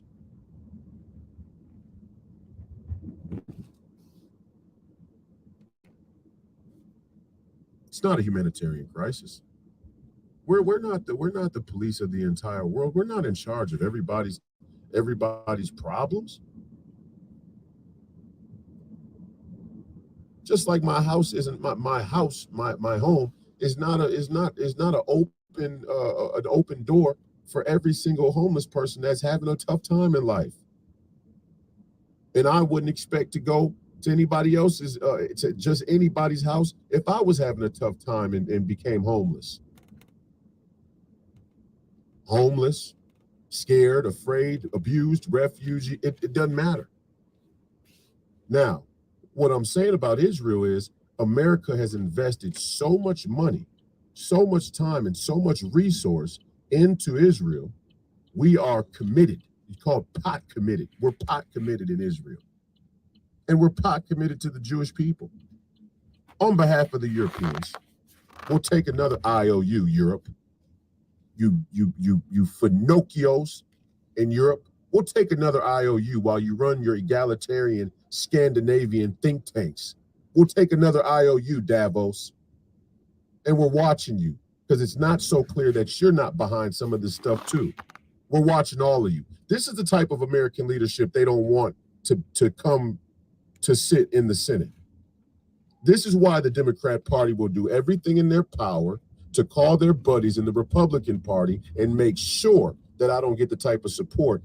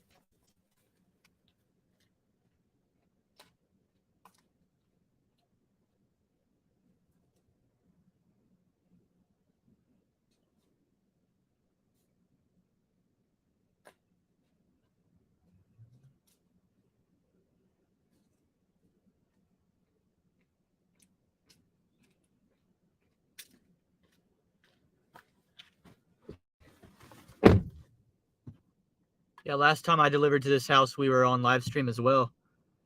And I lost my connection that time too. Thankfully, we're on StreamYard this time, so I don't know. We might still be active. I'm going to have to leave this neighborhood and see what's up.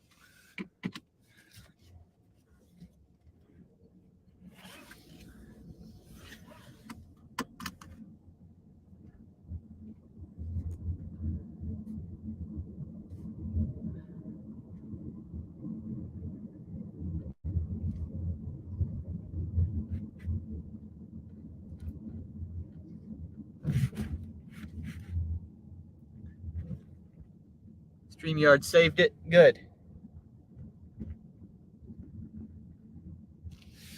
I don't know what it is about right back here. It's like I'm in a, like off the grid back here.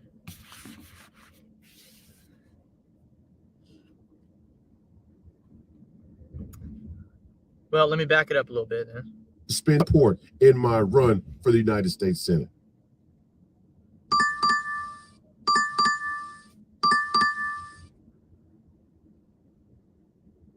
This type of leadership right here. We're watching all of you. All the deals are suspended. All the deals are suspended until further notice. Somebody asked me the other day when the speakership was up, somebody goes, "You'd make a great speaker. Royce for speaker or Royce for press secretary." I don't want to be press secretary. I don't want to be Speaker of the House. I don't even have ambitions really to be president. I want to be the director of national intelligence. President Trump, when you win in 2024, make me the director of national intelligence. I guarantee you in 60 days, we'll have every single agency whipped up into shape. Director of National Intelligence. Let me sit across from the Chinese intelligence. Make them fly here. All of you come to us. You come fly to us. We're not coming to you. We don't need to come to you. You come here. See, we got this whole thing backwards. We've been playing from the down position. There's no reason for the Americans to play from the down position other than self-doubt, self-loathing, and self-masochism. We don't need to play from the down position. We're in the up position. We have the people, we have the economy, we have the ingenuity, and most importantly, we got the bullets. We have the farmland. Our founding fathers gave us a blueprint. We need to get back to that blueprint. That's what make America great is.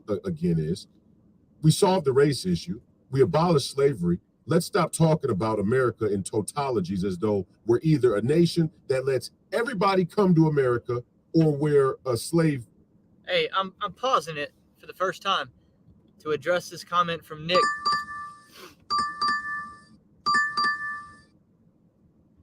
See, this is a great comment right here. Because earlier Nick said, I don't like this guy. Now he said, now I like this guy again. See, Nick didn't just get all offended and close his ears like a little toddler and leave. See, Nick heard him out. How about that? We need more of that.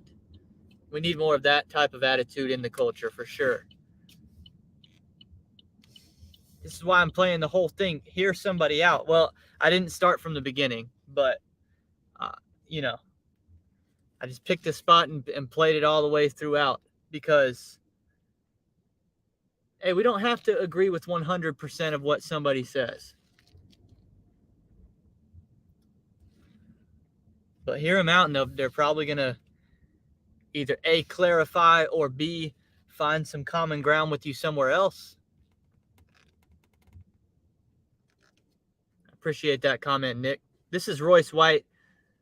He's running for Senate in Minnesota.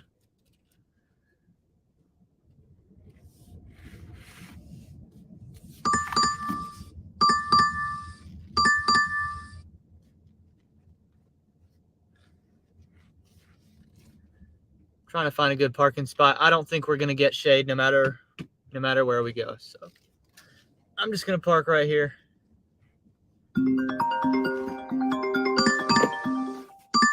There we go. Here we go. We can get $8 to go back toward my house a little bit. 3 miles. Probably going to have to wait an hour and a half for this one too, but hey, I'm just going to sit here and finish this episode out pretty much before we even go in. Country. A racist slave country. Don't insult my intelligence like that, Ayanna Presley. Don't insult my intelligence. You better go borrow one of those wigs from your buddy Joyanne Reed before you think you can insult black men's intelligence like that. When you went and learned that Marxist foreign policy, that Marxist geopolitical foreign policy from white liberals at university. You better go borrow Joyanne Reed's white woman's wig and put it on if you think you're going to perpetrate that type of clown show in front of serious people. The Make America Great Again we need to get back to is the intellectual idea that a nation of shopkeepers fortified by the Second Amendment is a safeguard to international imperialism. International economic imperialism. We're not going to become a tributary state to the CCP.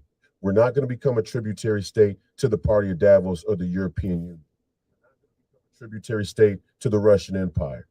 We're not going to become a tributary state to Israel. We are not anybody's tributary state.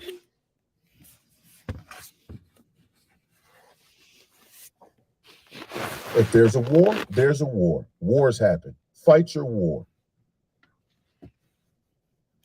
Fight your war. We will offer refuge to the Jews and the Israeli people because we're pot committed. And if adults don't understand or can't reconcile the idea of being pot committed, then you can't be in the casino. You can't play the game. You can't play. Your chips are revoked. You're out. 86, you can't be here because you don't understand what we're dealing with. We're pot committed in Israel. We're not pot committed in Peru. We don't have no allegiance or no implications of the Peruvian government being mad because we won't take their refugees. We're talking about nuclear Israel here, guys. Pay attention. Wake up. I'm going to pause them there. I don't want to be unfair to the customer. I know I said I was going to finish the episode, but we got 7 minutes left. Let's hope that this order is ready when I walk in. Please. Please. Please.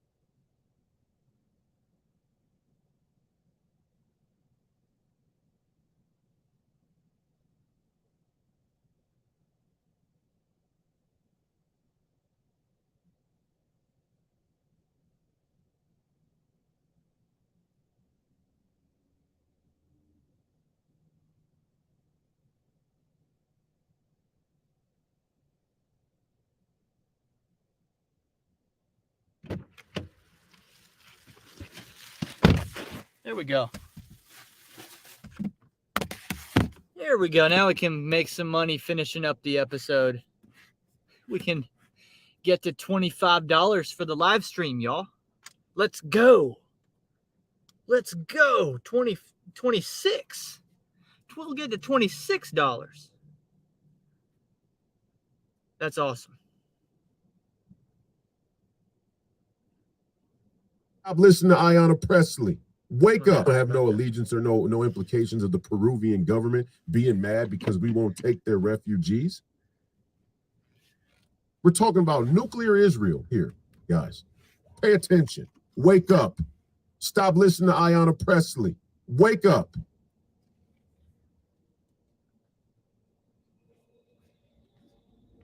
And maybe it's not today, and maybe it's not tomorrow, and maybe it's not yet next year. But when World War breaks out, the Jewish people there in Israel are going to have to get very serious about what their contingency plans are in the event that we cannot protect that outpost.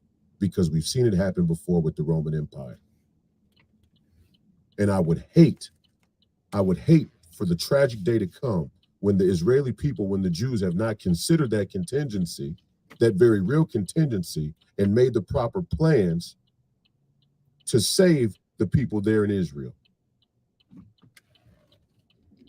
And I hope and I pray that the murmurs and the rhetoric that you're going to completely defeat Hamas is not going to be the justification for an all-out genocide of 2 million Palestinians.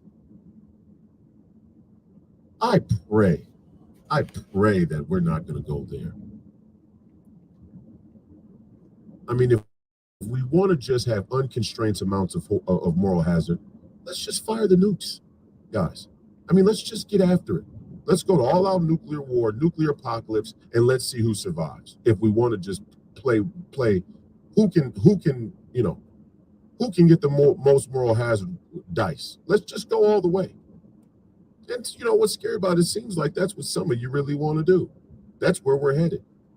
We're sailing the Gerald Ford into the Mediterranean for what? You guys are going to play airstrike with Iran? And you know what's the most scary? And Jason Whitlock and I talked about this yesterday. What's most scary is some of you are still watching professional sports. I mean, I love a good basketball game as much as the next person. I went this morning to the gym myself and taught the young men, trained with the young men, in basketball. And part of it's about their success as basketball players, but part of it's about teaching life skills. And sports teaches life skills. And professional sports can be a tool for life skills. And I'm not saying you should all go cower in your basement and wait for the doom and gloom to be a reality. I'm not saying that.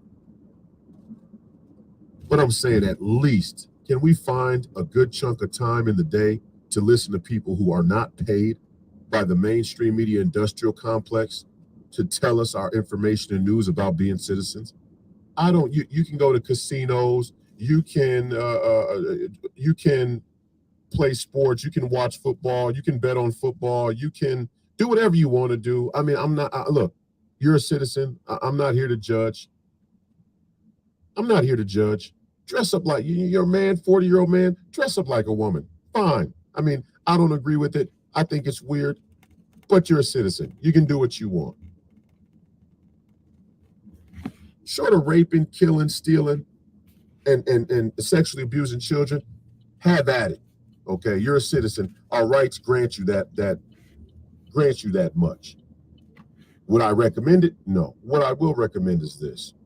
No matter what it is that you're doing that's debauched and depraved, can you at least find a little bit of time in the day to be informed by some people who are not paid by the exact same institutions that spent 60 years in World War III, a silent information war, to brainwash you and mislead you and manipulate you into the World War III they're going to stage. And it will be staged. And it will be it will be a crisis filled with opportunity, and they will capitalize on the opportunity. If you don't find the time to become informed, I'm not saying you have to listen to me. Find somebody. Please find somebody other than CNN or Fox News to tell you about what's breaking out there in Israel. Please, for the love of God.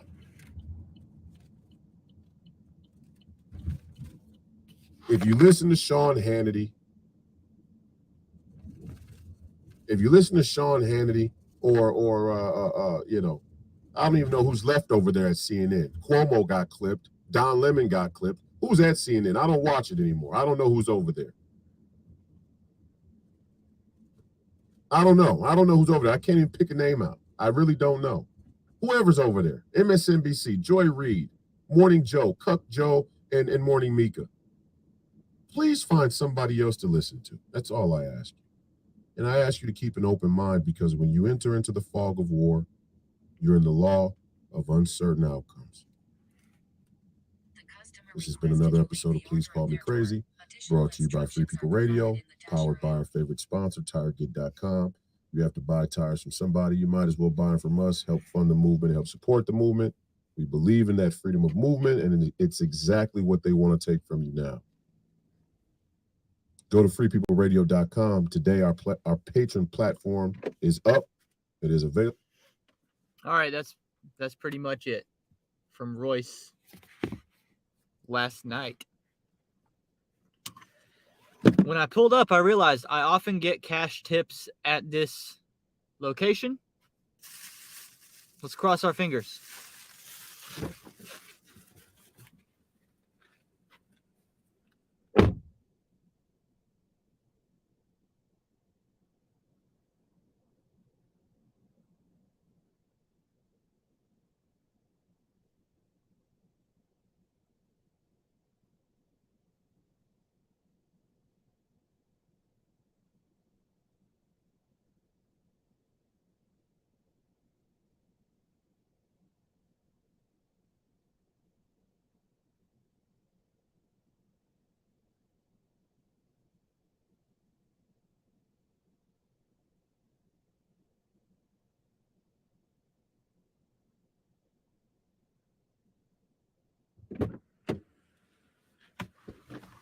Unfortunately, no cash tip.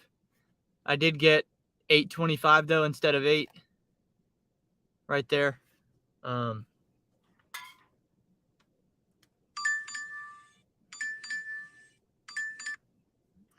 instructions were different this time. It was leave at the door instead of hand to me, which is interesting.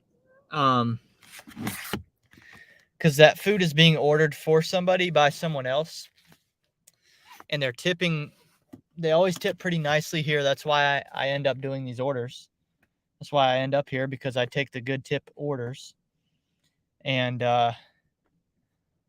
always she ends up tipping cash anyway.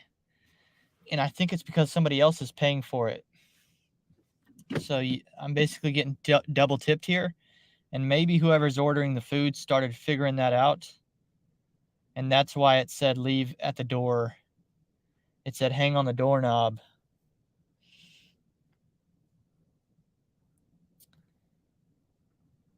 Because they don't want the drivers getting double tipped anymore.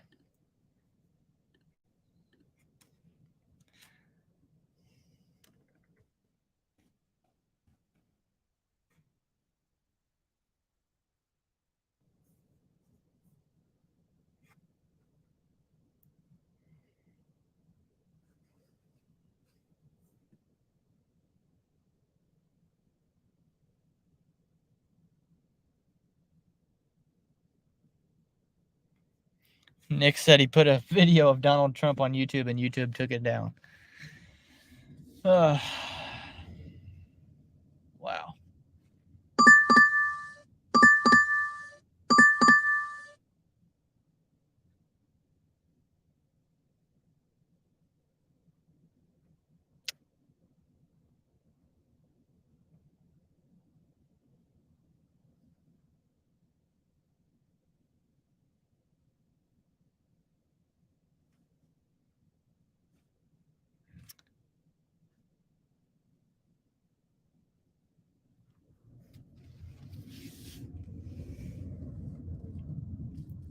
I thought about that last one. It would have been cash on delivery.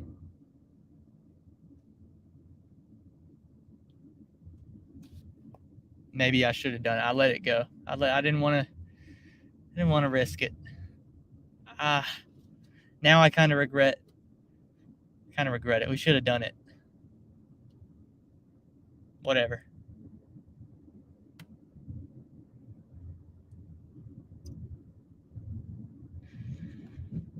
So, there you go. There's the kind of stuff that I listen to. Try and help me more fully understand what's going on.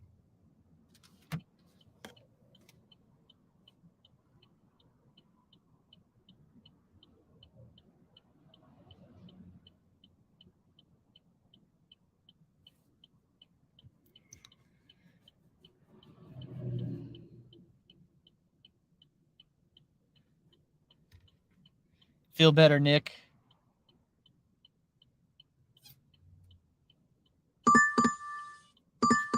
Dang, that's loud. I just clapped my eardrum, boy. Bling, bling, bling, bling. It's because Royce talks in this low, like I have to turn him all the way up because he talks kind of low and, you know, not very loud because he gets to yelling. That's why he does that.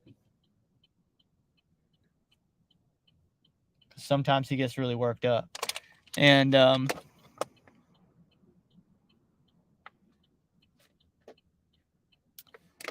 got to remember to turn my volume back down after I'm done listening to him.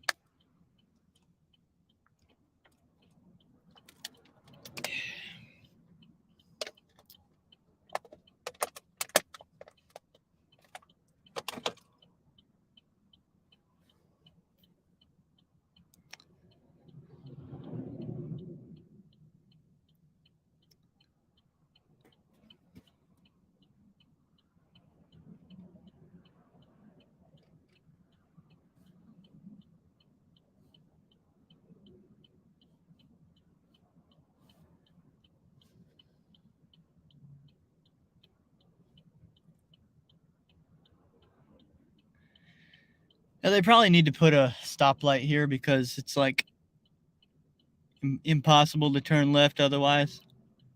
It takes an hour. Here we go. Man.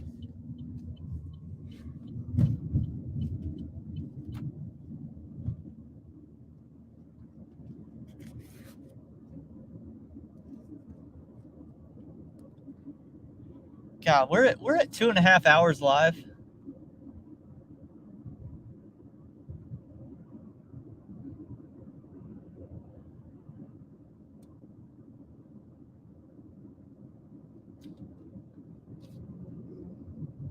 I'm going home unless we get a banger, y'all.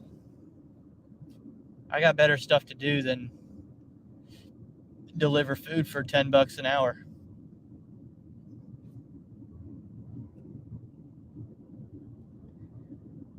I got to clean up a little bit for my meet and greet tonight with the Rover client.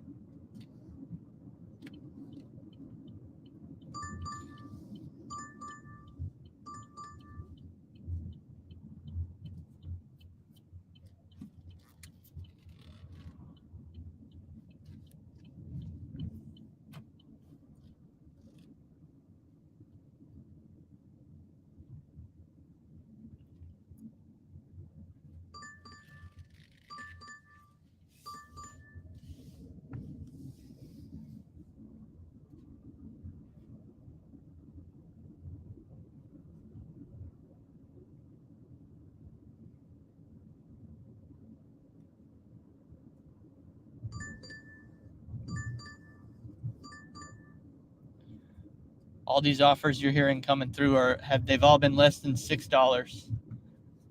I'm not going out for less than $6 at this point.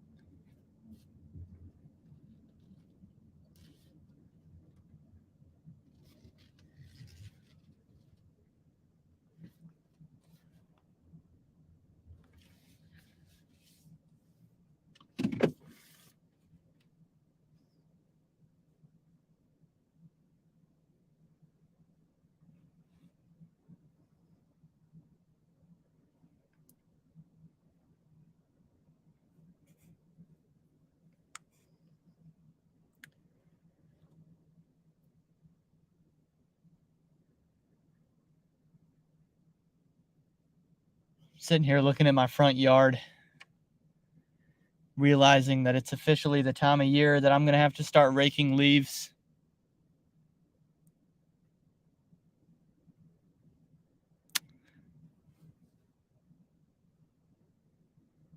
Yeah, and there, I mean, man.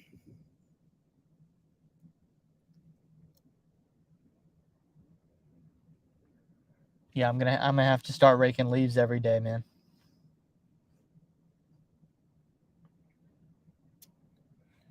Nick said I only work 4 hours a day and make $350 every week. Nice.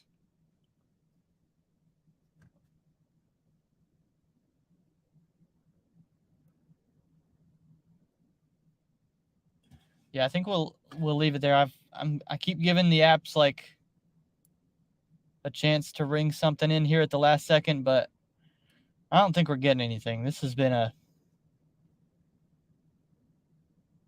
well, at least I got to finish my podcast.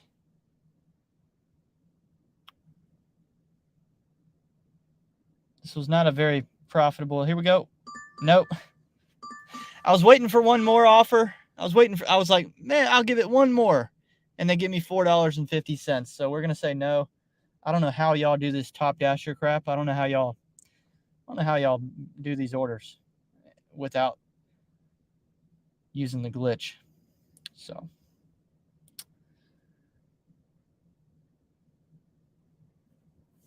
yep, I'm just going to call it there, y'all. Thanks for hanging out with me today. Appreciate y'all, especially today. If you listen through to this whole live today, that's how I know you really care about me, because today wasn't an easy listen.